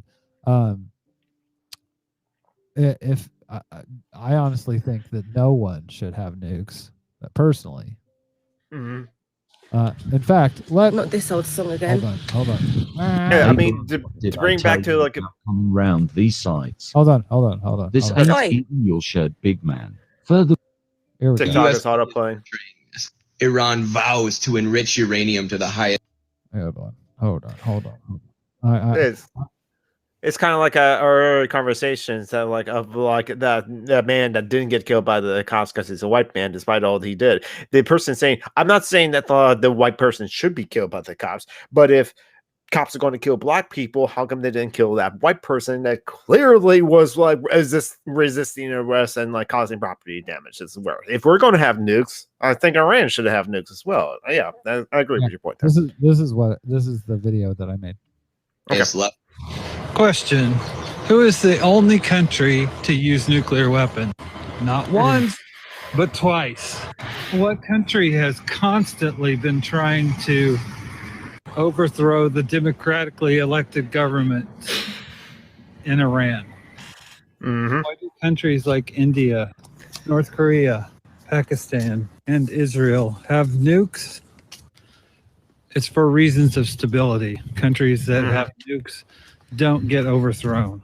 And I don't support the Iranian government, but just as a practical matter, if you're saying the United States should have nukes, then so should Iran. But the fact of the matter is, nobody should. But especially the country that's used them twice should probably not have them. And that's dead on, I think. Yep. People that have went around killing people probably shouldn't be talking to other people about how guns are dangerous. It's just like how some parents say, "Do as I say, not as I do." Exactly. Oh, by the way, I had the funniest fucking comment on our YouTube. I want to know because I don't know. There's somebody that calls themselves nerd teacher. Are you familiar with this person? No. Nerd teacher / capricious nerd says if you decide to start merch, you should make something like "You made me need an ocular enema." That was from the last show, by the way. But yeah, that we're not doing merch just yet because that's capitalism. And I try not to do capitalism as much as possible. But you can go if you want to. You can go to teapartypodcast.com, find all the links, and you can become a patron. Just like Jonathan did, and now he's here on the interwebs with me. Yep, every third Saturday of the month. That is correct. Every third Saturday of the month, I don't have to come up with that much content. I can just have Jonathan do it for me. Well, especially with a patron like me, some random geek who, like, at the moment's notice, or you just need me to ramble on for like a couple of minutes, mention something like Star Wars, and then or a question related to Star Wars, and then I can like, ooh, what's that? I can think about it. Okay, here's one for you. Okay. Star Wars and sex work. Ooh. Now that's that's an interesting thing because the first MMORPG, Star Wars Galaxy, they wasn't like sex work because it's just like PG-13, just like with World of Warcraft and stuff like that. But they did had actual like jobs as were like dancers, and how they set up the Star Wars Galaxy at the moment is just like you didn't like go out to be a Jedi or be a bounty hunter that much. So you probably could if you want to. It took a long time for the first player to finally become the first Jedi and stuff like that. But they had dancers as were. But then they made a massive update and did a lot of changes, and then it kind of like made the dancer class not really a thing, as it were. And like this is like not dancers like in like bards and like Dungeons and Dragons, just like dancers actually had like a nightclub doing the dancing sort of thing, and killed the in-game economy from doing that, as it were. So that's the closest I got for like sex work in like Star Wars, as it were. But I haven't read any of the expanded the expanded universe novels, which is now called Legends, and not read the comic books, as it were, or anything like that, or played the video games. But I imagine actually that I have not played KOTOR 1 or 2 either, and something like that, or the Old Republic. So I'm not sure if there's any like sex work mentioned there. Then again, Disney now owns it, so I just laugh because every time I see SW, I think of sex work, and a lot of times it's Star Wars, so it gets really fucked up in my head. I mean, nowadays when I see MTG, I think Magic the Gathering. But now sometimes it's like political talk. I'm wondering. Oh wait a minute. What did like Magic the Gathering say that's like very like problematic or like a super racist? Like, oh wait, you mean Margaret Taylor Greene? Oh, that's what MTG stands for now. I would think of MGTOWs, but you know. No, it's like MTGOW. But yeah, you're close. It starts with MTG, yes. Well, they always made me laugh because I think that's a great movement. But if they would just go and actually do their own thing, go their own way, and just stay going their own way, and not exactly society. Go for it. It's just like this is not an airport. You don't have to announce your departure. Exactly. I saw a post, and here's something that really kind of fucking upsets me. I saw a post by a TikTok channel. It's called Socialist School, Sunday School, I think, and that would be a long name, Sunday School, I think. But they posted something about a Marxist talking about sex work, and it's not empowering, blah, blah, blah, blah, blah. And it got me thinking about that. And that's fucking turfy bullshit. And I hate to say it's horseshoe theory, but it almost kind of is. Because I don't want to give any credence to that, because I think it's mostly bullshit, but Mhm. Jesus Christ, when you see something like this, people that are Marxists talking about sex work being evil and it's not empowering and it's not feminist. I'm like, first of all, as a trans person, okay. Mhm. As a trans person. So early on in my transition, I was empowered when I could wear the clothes that I wanted to wear. Mhm. Women that are forced, cis women that are forced to wear those clothes are oppressed Mhm. by the same clothes. Mhm. It's not the clothes that are it's not it's not the vehicle. It's literally it's literally just the covering either way of the empowerment or of the oppression. But Mhm. it's forcing someone to do it. I mean, Mhm. that's where that's where I cannot stand.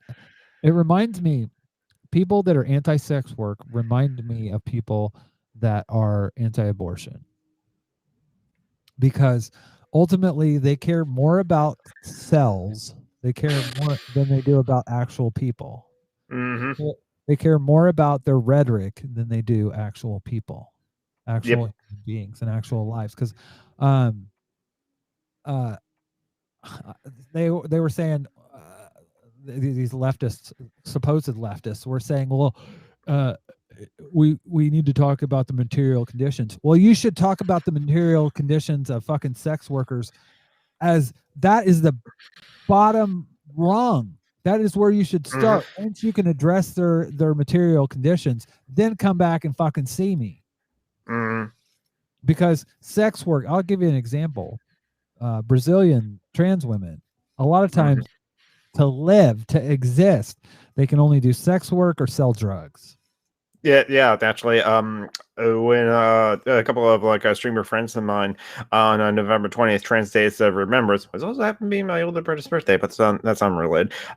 They were reading lots of names of like trans people that like are taken from us, and a common thing is like they were from Latin America, very young, like in a teenage or like 18. I'm not sure if they like. I think they do mention their ages sometimes, and they will mention profession of sex work as well. That's sadly is unfortunately the reality as it were. Their material conditions, like very few options are open to them, especially when they're trans in places that like are very traditional as it were, or because like Mexico, I can know for sure is very Catholic, if not Catholic, Christian, and so you can run into problems there. And when you open any trans, yeah, you're kind of out on the streets sometimes, depending on the family member. Well, and that's the thing. You want to talk about, oh, this isn't empowering. This isn't empowering. Fucking, you can't decide. That's what I'm saying. My trans experience has taught me that something, you can't decide for another human being what is or is not empowering. Yeah, and Little Arnold says in the chat, work doesn't have to be empowering, though. I agree. Well, but when what I'm getting at though with this is, what is empowering is individual. It isn't there isn't this one thing that's empowering and this one thing that isn't. You know what I mean? Does that make sense? I think so, yeah. Like, if that's why I think self-help books are shit. Because what is self-empowering for me is going to be different than what's self-empowering for you. You know, and I keep going back to heels. I love wearing heels, but part of it is I think I haven't been allowed to. So it's, for me, that was something, especially early on in my transition, that was empowering for me. But women that are forced to wear heels to work, that is oppressive. And it's not the thing that's the oppression or the empowerment. It's the structure.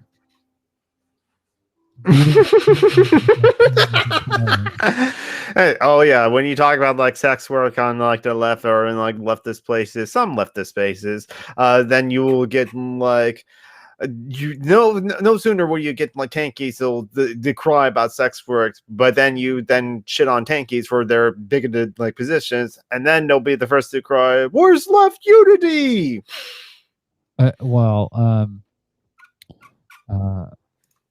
I totally agree with that, Jonathan. I mean, That is correct. I dropped there, yeah. Well, you could have gotten the other one. So I could have said, Can you shut the fuck up? again, you don't get that because you don't watch SpongeBob, but SpongeBob never cusses. But yeah. Well, when it comes to sex work, here's the thing. What I am for, I don't. For me, I keep hearing this in my head. I've been watching too much TikTok because there's a TikTok where the person says, "Yes, but that isn't right," and the girl says, "For you," and she keeps on saying, "For you, for you," and that keeps on playing in my head. Yeah, sex work is not right for me, and it wouldn't be healthy for me. I know that. But I can't decide that for somebody else. And I think, yeah, Leto said sex work is work, period. And I agree with that. But I have a trans friend. I do too. that does sex work. Mhm. And I have a couple of trans friends, different ones, and one of them is getting out of it. And then another one is basically taking time off, but is going to go back to it because they feel empowered by it. You can't decide for somebody else, and that's ultimately what pisses me off about this. Is there are these ideologies that basically want to remove people's personal freedom and their liberty and tell them what they're going to do with their own bodies. Yeah, exactly. Which is why anarchism, when I realized that was when I finally figured out, like, oh yeah, the state is also oppressive. Of course, of justifiable hierarchy, we got to rebel against as well or dismantle. It's like, wait, anarchism is for full autonomy of the individual as well as the group, because like is the individual has to choose to do what they can, do what they will for the community if they choose to do things for a community. And I have come to the realization, it's like, no, wait, it's in our human nature to be anarchistic and help each other out through mutual aid, because the factor of evolution, how we survive as well. Because of a heel femur is the first sign of a civilized society, as it were, and you can find that as far back as Neanderthals, and but then we have the individual has to like make that choice. That's where it is. They are free because they're free to choose to help as well and choose what work they want to do as well if they choose to work as well. Well, and that's the thing. I tend to think that it's when you get down to these what I would call minimal rules for life. Jordan Peterson, clean your room. Clean your room, God damn it. I probably should do that as well. Oh dear. I need to come over and help you there, Jonathan. You know what's really distracting, by the way? On Social Justice Alchemy, John Brockman. He has a comforter on his bed. I know he had to buy that, I think probably at Walmart, because I had the same fucking comforter. Every time I see it, I'm like, I had that comforter, and I kind of focus on it. Yeah. So he needs to get another comforter, otherwise I'll be distracted all the time. But yeah, I definitely in leftist spaces. When I see this, I'm just like, this is why there are people that are anti-trans in the community as well, because they want to dictate what other people do with their bodies. Mm-hmm. And I'm just like, that for me, it's a core thing.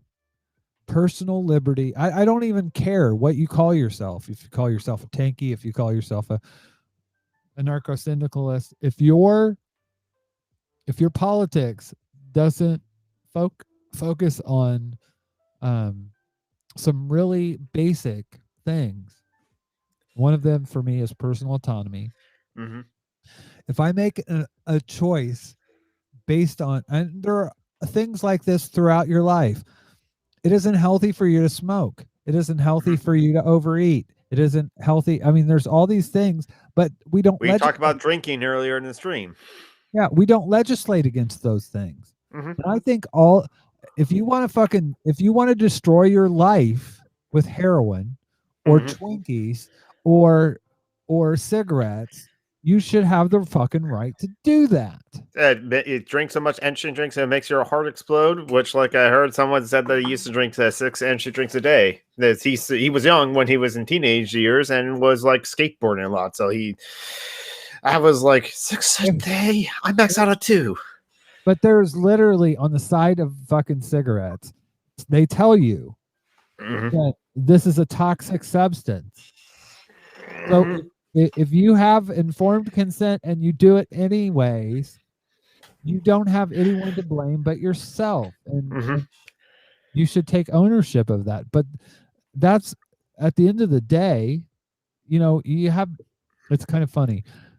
This kind of goes into what I've been hearing a lot of my other leftist friends are talking about ownership and about taking accountability. And this plays right into that. You should have an outcome of if you believe something and it has an impact, it has a end result. You should be ready to own that and live with the consequences of that. If you want to smoke, if you want to do all these things, I think you ought to have the right. People should have the right to destroy themselves, essentially. It's personal autonomy.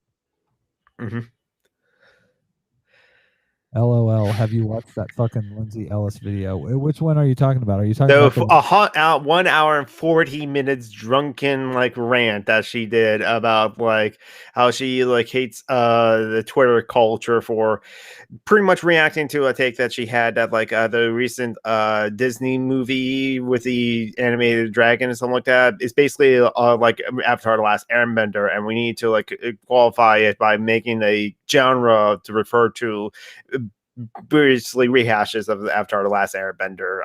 People have reacted to that tweet, and I kind of didn't pay attention to what happened. I knew that's what the people cause a kerfuffle, that's a word, or discussion. And let's say culture. Yes, exactly. They were talking about this is cancel culture, and this is the stupid shit that Natalie went on and on about. Oh my god, it's such a fucking non-issue because. Once again, here's the funny thing. My friend said about the video because she linked it to me in DMs. I'm pulling the DMs up right now. Yeah, I want to slap at people's faces who whine about a cancel culture.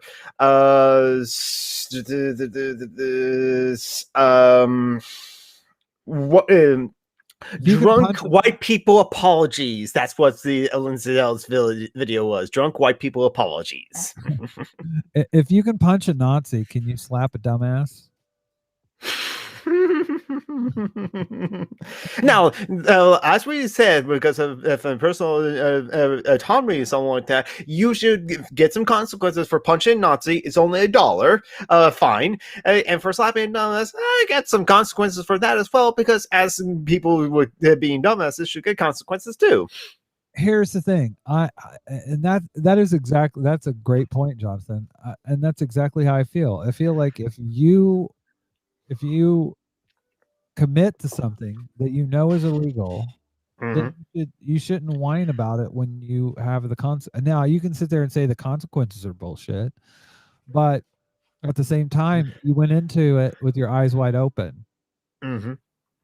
So I don't understand. I don't understand how and but what kills me about this whole cancel culture bullshit is Lindsay Ellis, in the same exact way as Pierce Morgan, where he talks about cancel culture and that's why he had to quit. He fucking quit. So did Lindsay Ellis. It was something they did to themselves. They canceled themselves. Mhm. I can't. What it says to me is, I can't take criticism, so I'm going to go off the internet. I'm going to quit my job. I can't take criticism. I mean, he literally got up and left his show because he couldn't take criticism. Mhm. This is like where toxic masculinity meets cancel culture. Yeah. And Lindsay also has over 1 million subs, and like no one canceled her. And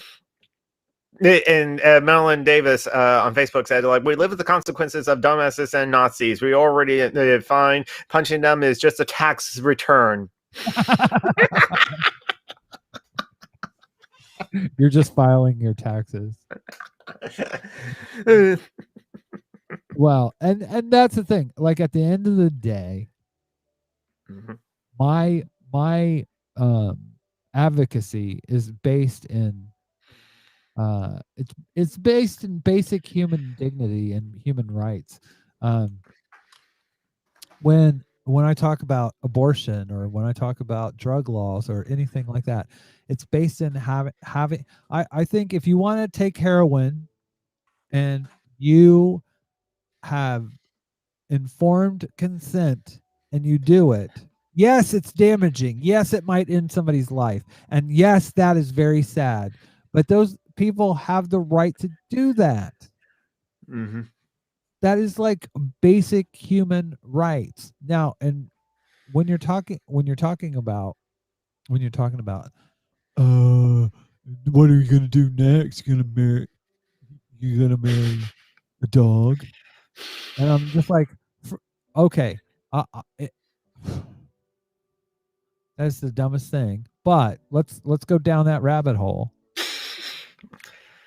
I should probably use a different phrase. Marry this fidget spinner. Let's go with the inanimate object. Yeah. You still have the problem of like not consenting, but like we don't have the problem of like having that discussion with an inanimate object of fidget spinners being created. A sex doll. That's a perfect analogy. Well, and that's the thing. It's a matter of consent. It is basically if you have two beings that have the ability to consent, then you can have a discussion about whether that's right or wrong. But when you have those arguments about like marrying a dog, I just remembered that like actually in Japan I heard about this, that there are some men or people in Japan that want to marry their 2D digital girlfriends. Well, and like I said, if at some point those 2D those 2D girlfriends become sentient, then you can talk about it, because then they could have the power to consent. But until that point, go fuck yourself. It's this isn't hard. It isn't personal freedom, personal liberty, be able to do whatever the fuck you want to do, as long as it doesn't affect me. I mean, it's just basic stuff here, and it directly affected me. Oh, I'm gonna be sad, so you can't do that. No, life doesn't work that. It shouldn't work that way. I mean, bringing it back to like the drug thing of allowing people to like do heroin as well. I think in Canada, in some provinces, they actually do have like sites to like where people can safely show up heroin as well. Yeah, people want to do it, kind of like the smoking area. You can come to here, and it seems like overdosing on like heroin has gone down a little bit when those provinces like institute that, just like, and that way also those people don't have to like feel shame for like doing that. So when one of their friends is having a medical emergency, as it were, they can easily take them to the hospital because it's not illegal for what they were doing, as it were. And that's a lot of problems with like and with sex works as well. If sex works are having a problem of being assaulted or something like that, or they're pimps, but sex works is illegal, they don't want to like go to the authorities. Yeah, we can have the separate discussion about like having authorities, period, something like that. But so long as that they're here right now, if they're doing something illegal, they're not going to go to the authorities about their sexual assault, their rape, even though the cops are not going to like take them seriously anyway, whether they're sex workers or not. Well, and Leto said, my dad died when I was 2. We were pretty sure he was looking for heroin. Here's the thing. Your dad did that by his own free will. His own, I mean, and granted, there are things with addiction that you can point to, and you can say whether, or you can question whether that person at that point has personal autonomy. Even so, addiction professionals will still say, following the Hippocratic Oath of do no harm, they still cannot like impose onto someone unless those people agree to do treatment as well, agree to like come to rehab, or agree to go in there or something like that, and they people themselves have to participate in the treatment as well, from what I understand. Well, and Leto says, "Oh, I know, but if it was a controlled substance, maybe he wouldn't be dead." And that's the thing. Most of what kills heroin addicts isn't it's the drug itself, but it's usually going from there isn't a consistency in the strength. So you can use the same amount two different times and have 2 different experiences. So unfortunately, that experience can a lot of times kill you. But if something is legalized, it's more controlled, as Leto points to. There's more consistency, and at the end of the day, again, what if what you're trying to do is fucking moralize and say, "Oh, people shouldn't do this," that's one thing. Okay, but then we have cigarettes be legal, alcohol is legal, and that alcohol poisoning, talk about it like a drug can kills, alcohol is really up there, but yeah, that's perfectly illegal because white person drug. And opiates and cocaine as well, or the punishment for having opiates or cocaine as well. Well, opiates can be prescribed, and so as opposed to weed and crack, as it were, and those are more demonized. Who's the people that usually smoke weed and crack? Oh, well, to be fair about crack, the CIA force, or the CIA or the FBI, one of those two, forced crack onto the hood. Well, and again, you can get into the politics of it. Fucking yeah. They're talking about where a lot of the heroin comes from. Heroin comes from the poppy fields in Afghanistan, but we had troops over there. We could have fucking stopped the flow, did we? No. We care about drugs, but not really. At the end of the day, not really. Nah. No, the UK like force opium onto like the Chinese just so they can get like black tea cheaper. Leto says, I can't get CBD in France, but I can get opiates. I can get fucking morphine. It doesn't work, but I can't have it. Yeah, well, and that's ultimately that's what I'm saying. Like, you should have the right. you have the right to do so many other things that are bad for you. I can sit here and drink this gin. I don't have gin. Damn it! I can't. Jesus told me that I shouldn't have gin. In Thessalonians 3:64. Well, Jesus also cursed the fig tree because the figs were supposed to be out of season.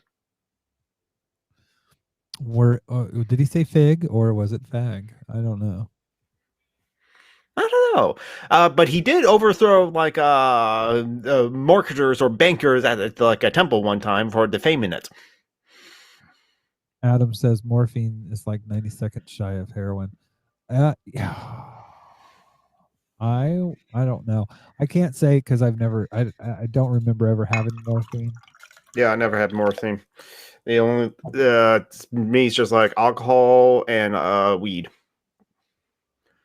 By the way, what are you drinking now? It's just basically like mayo. It's just like flavored water. I was just wondering because like literally right then you could have done some ASMR. The liquid going in there. I'll put it right next to the microphone next time.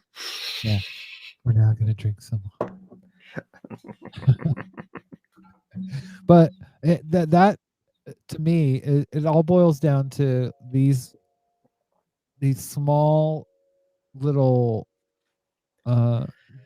basic human rights, the right to self-determination. And you can talk about all these abortion, death with dignity,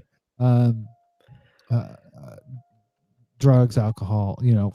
I hate even saying drugs because basically alcohol is a drug, cigarettes are a drug, caffeine. Yeah. So, and to parse them out that way, I think you ought to be able to do whatever the fuck you want with your life, and you should be responsible to the the consequences that come from those actions. Sugar. Yeah. Well, I can't control my sugar intake because pie. Cheesecake. I love a good cheesecake. One I can eat. Them not made with eggs. I always forget that. I would have to make Jonathan a cheesecake without eggs, and that would be a chore. Well, No. I can send you a cheap recipe. It's actually really easy. It's just like a cream cheese, sweetened condensed milk, just 1 teaspoon of vanilla abstract, and then you and some lemon juice, and then you just like a certain mixture, a percentage or something like that, and you pour the mixture into a graham cracker crust, and then you put it in the refrigerator and let it sit there for 4 hours, and no big cheesecake like that. Adam Rainstopper says you look up to the sky when you say pie. Pie! My Lord and Savior. And yet in The Simpsons, it was like, that's not God, that's a waffle that Mark threw up there. I know I should not eat thee, but sacrilegious. Oh, yeah. Leto said, not sure you can see my bitterness at being addicted to sugar since I've stopped smoking. Yeah. Stopping smoking is one of the best things that you can do for your fucking life. Even I personally think even if you go to a vape and you're just getting nicotine, or you take fucking gum or whatever, the smoke fucks you so hard, and that's what people don't realize. If there's one thing that I could go back and take back in my life, in my 53 years on this planet, it would be to stop smoking. I would have never started because it's one of the dumbest things. You do it because of peer pressure. You start it because of peer pressure because nobody looks at a cigarette and goes, "Oh God, that smells so fucking good." I never did. I still don't. Like you literally have to oh, this is cool. I look cool. I'm gonna do this because everybody else is doing it. You have to get into the addiction that way. But once you're in it, you're like I haven't smoked since 2007. So it's been a long time. Mhm. But whenever I think of smoking, I still do have good thoughts about it. And to be honest with you, if I was diagnosed with terminal lung cancer tomorrow, I would the first thing I'd probably do is go out and buy a carton of cigarettes. Well, this is going to kill me anyway. It's that strong of an addiction that far out. I've always said I felt like it was the one thing that I was addicted to in my life, and I finally got away from it because I've never been. I can go months without drinking alcohol. I can go years without smoking pot. But I literally don't drink. And Leto says, "Oh yeah, I want a fucking cigarette every day," and that doesn't go away. You just learn to live with it. You know, that is right there. Another life lesson. That is a life lesson. Like when you lose something in life, many times, whether it be a person or a thing, like an addiction, you never really heal completely from it. There's scars, and those scars, you just learn to live with it. Basically, it's never okay.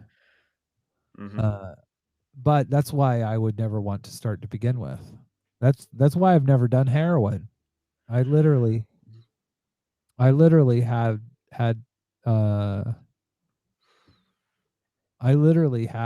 my half sister, her cousin was a heroin addict, and she was like, "Don't let anyone tell you that heroin is awful." She said heroin is not awful. She said it's the best thing that you'll ever do. And she said, and that's why you should never do it. Because once you do it, you won't want to do anything else.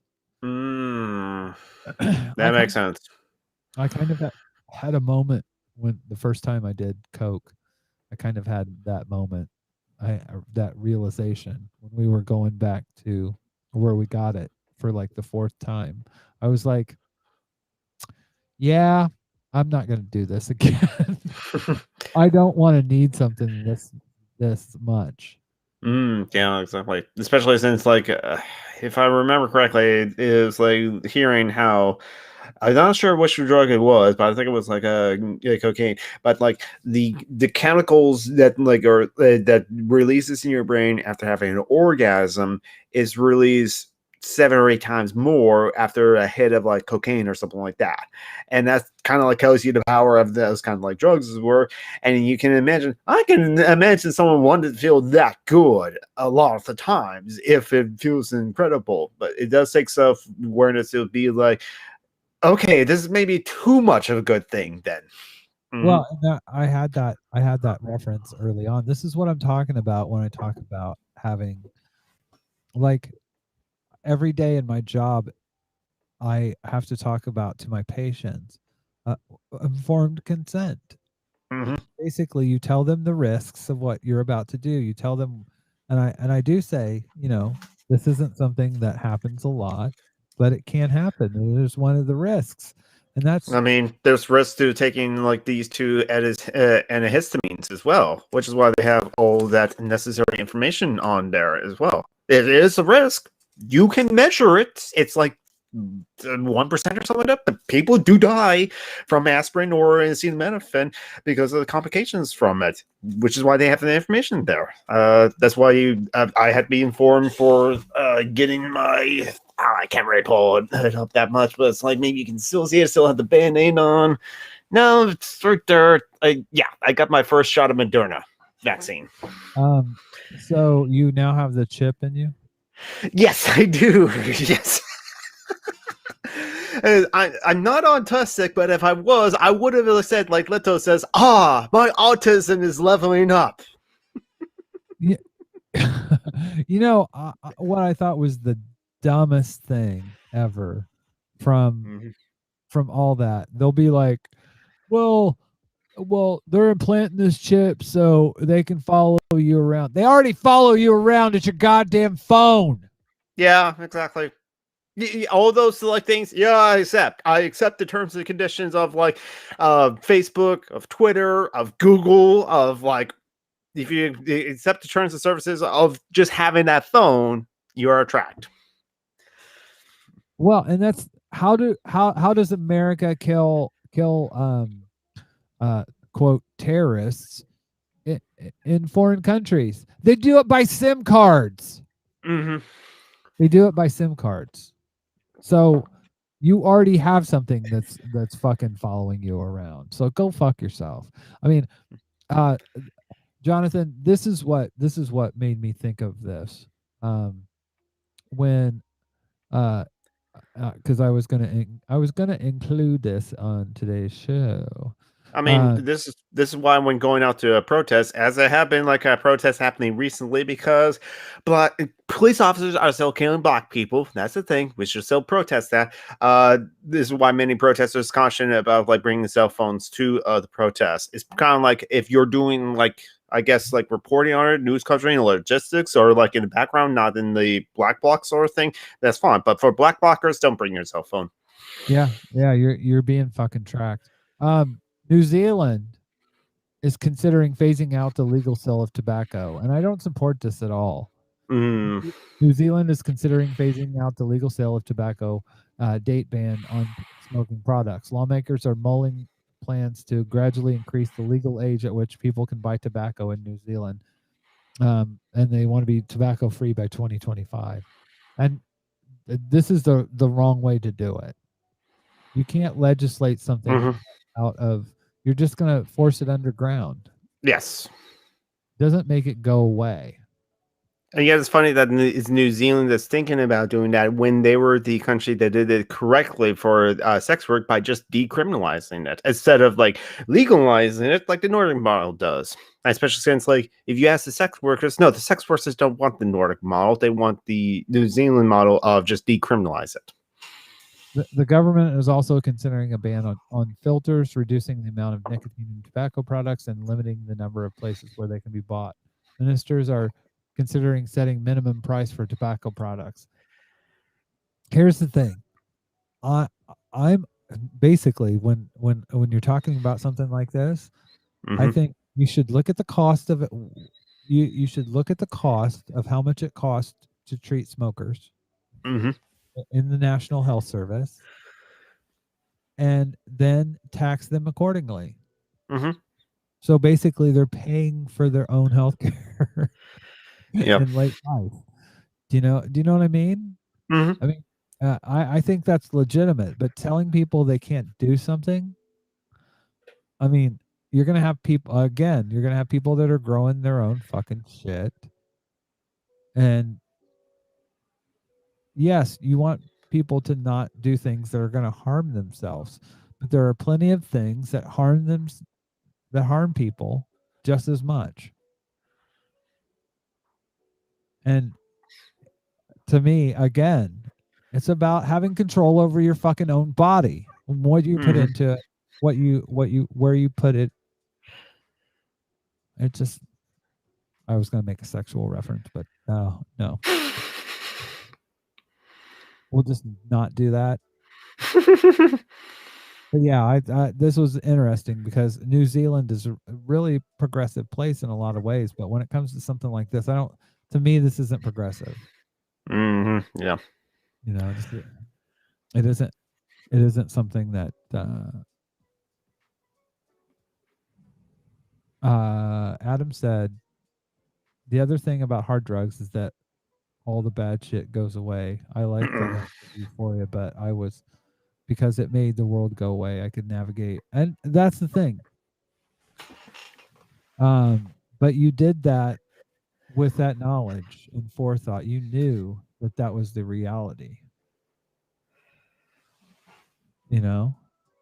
I mean, and that's the bottom line is that there are consequences to things we do, and we need to take ownership of that, and we should teach that.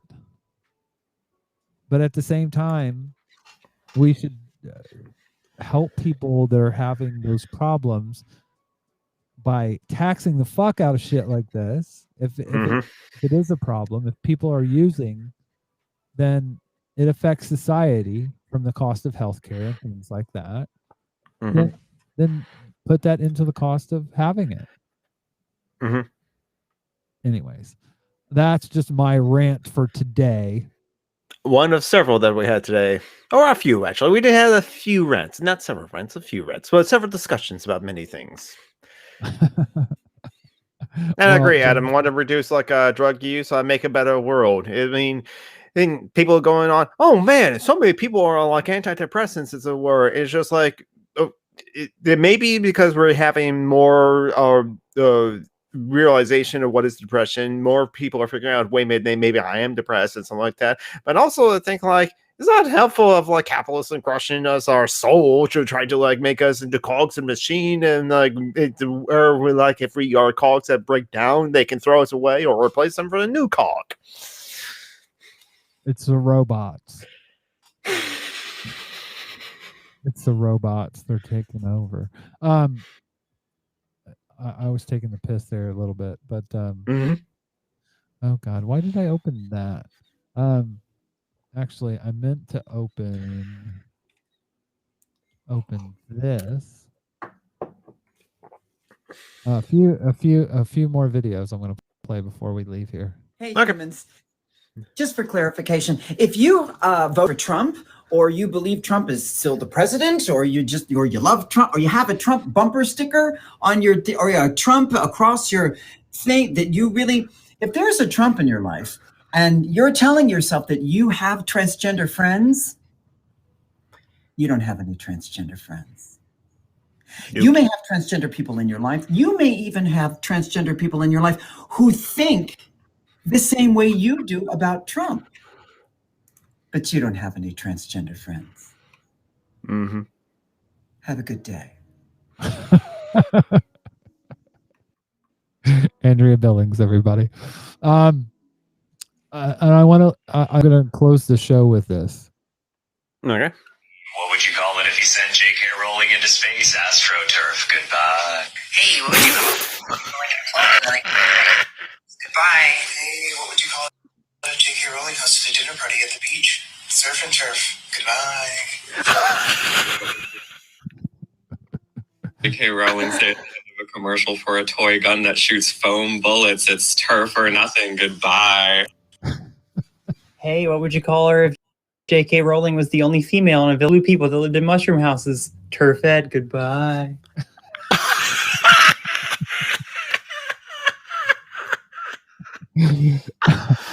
Oh my god, I love that. Oh,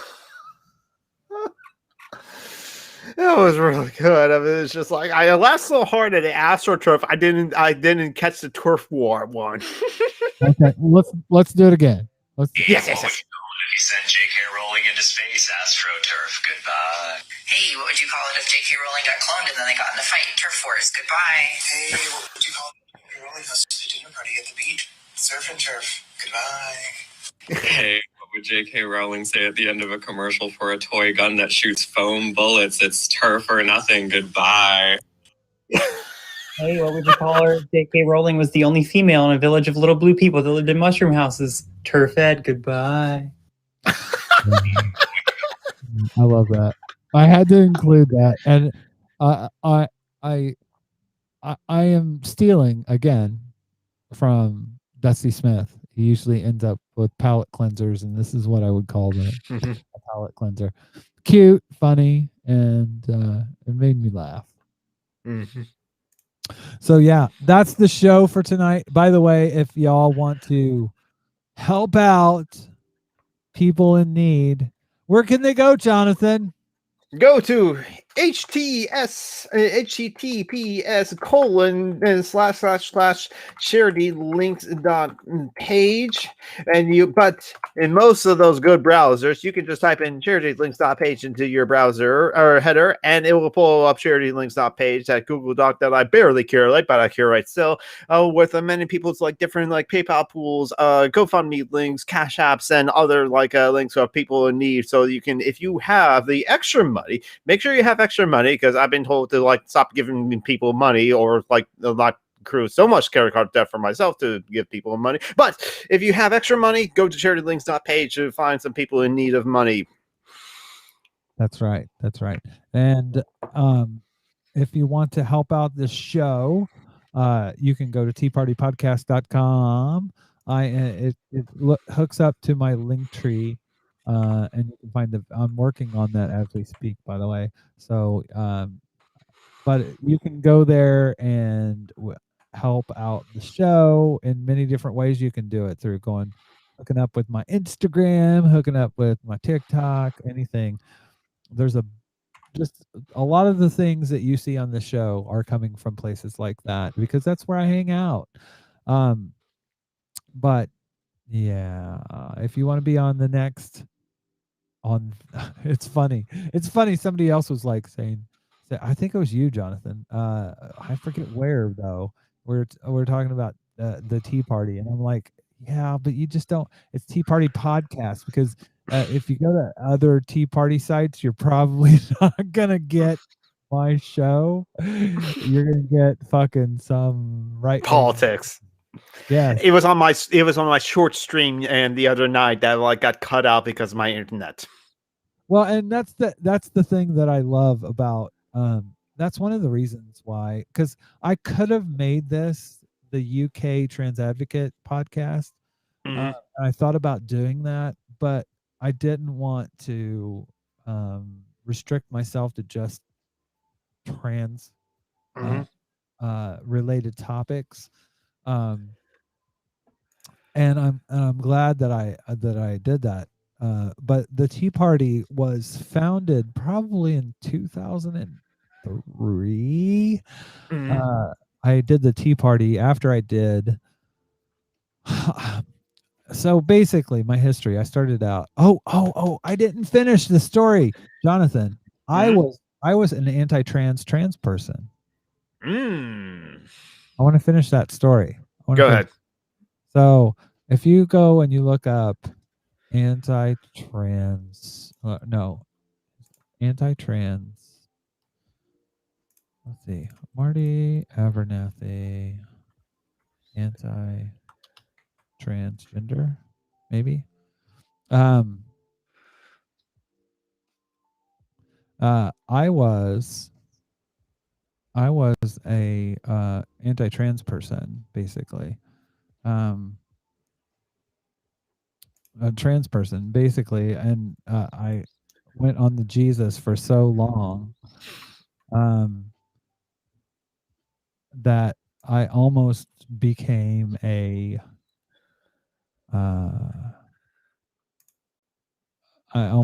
Baptist preacher. No lie. And I had kind of a little online ministry for people that were trying to leave the transgender lifestyle. Little said in the chat, Marty, you were Blair White? No, I wasn't ever that pretty, but Jonathan just booted himself. There, Jonathan's back. There, I'm back. Yeah, I am lit. I know what that sound means now.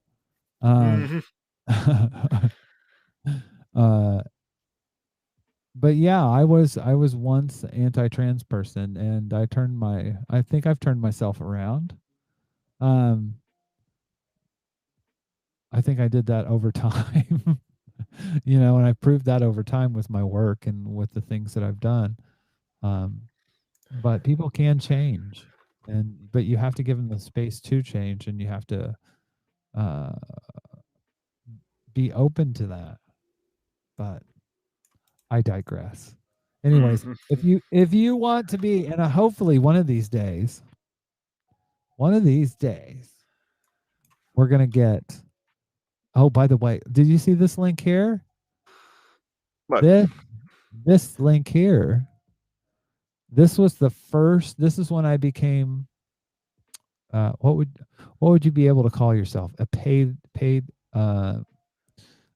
writer. This was my first paid writing gig. Mm. It was a post I did for the New Internationalist. And talks about trans kids, basically. Very good, very good. It has lots of links to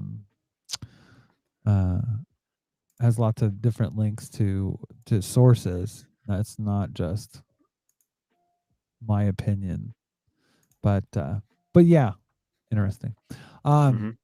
That's one of the first links that come up when I was searching for this. But yeah, if you want to be a patron and come on the show with me and Jonathan, hopefully Leto will come on and bless us with her presence, because we love the Leto. Hopefully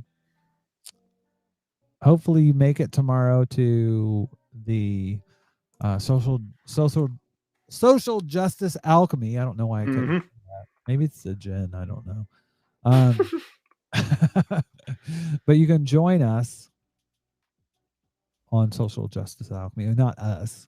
I'll be in the chat. I'm always in the chat unless I'm at work, and sometimes I'm even in the chat.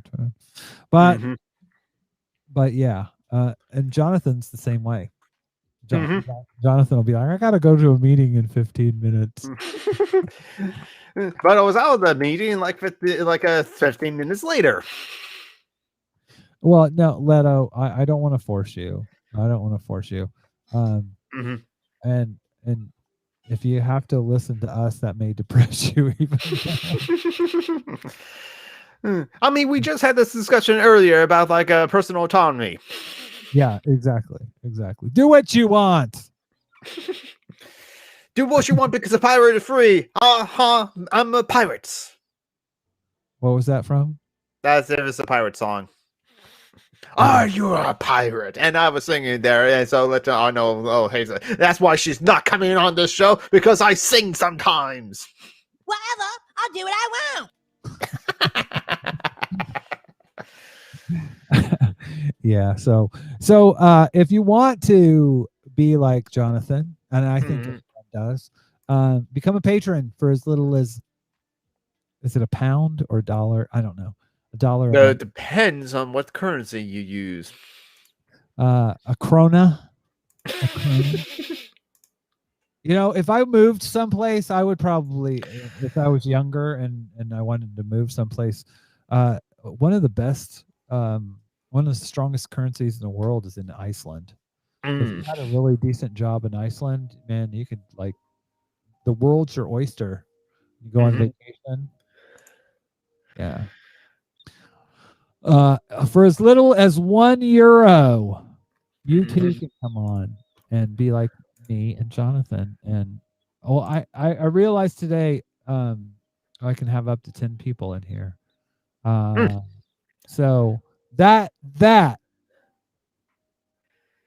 Leto says, please send me the link on fake. It'd be for the TikTok video about J.K. Rowling and turf wars. Literal wants to send that to her housemate that is a trans woman as well. She would love that. Oh, I have a better idea. I will put the link on Facebook, and she's actually a friend of mine, and I will tag her in it. I think she'll like that. Yes. Anyways, I love you guys. Thank you, Jonathan, so much. You are amazing. You do amazing work, and you are amazing. And I just, I feel like going down this journey, you've been someone that has. It all started back in. The funny thing about it is, I would have never found you and Leto if it wouldn't have been for a fuck up that I made. You've told the story before, yes, because you saw a great stream that Christiosity did, and Christiosity is still wonderful and awesome, but she did that with Kelly Summers, Yes. and you wanted to be a patron of Christiosity, but instead you became patron of Kelly Summers instead, because Kelly Summers mirrored it on her channel as well. And then I started going to her Patreon, patron-only shows, and that's where I met Jonathan and Leto, and the world has not been the same since. Yep. But we don't go to those places anymore because some people are like left of, well, what would you call them? Crypto MAGA left. Yeah.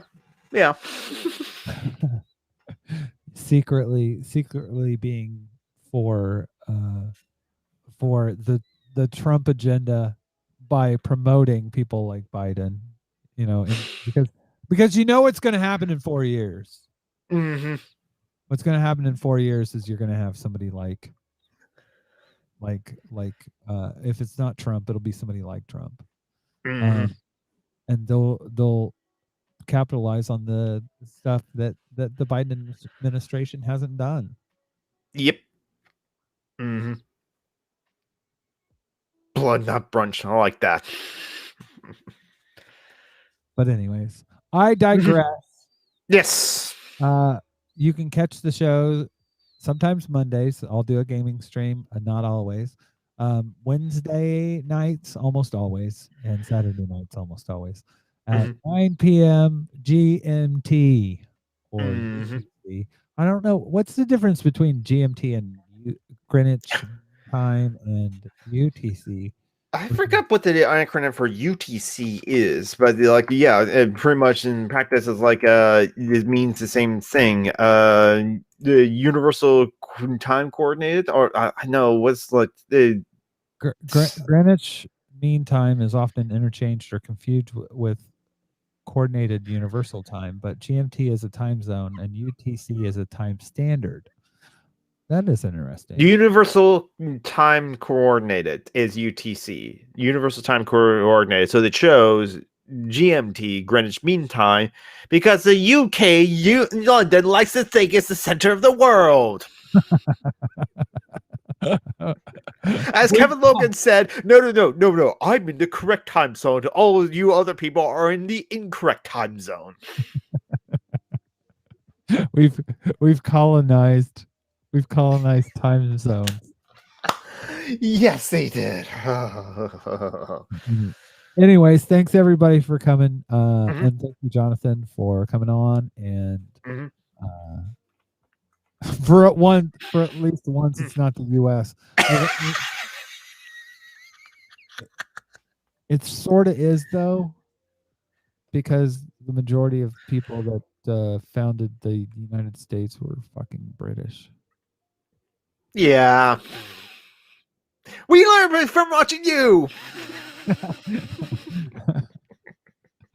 Oh, yes. Very true. Anyways, Jonathan, thank you very much. And y'all have a good night. Goodbye, lads, lasses, and MB badasses. Oh, by the way. We're streaming live. No, that's not it. You can call the show in the US. God damn it. Make sure to subscribe on YouTube and don't forget to click the bell icon to get notified when we go live. Good night, everyone. Good night.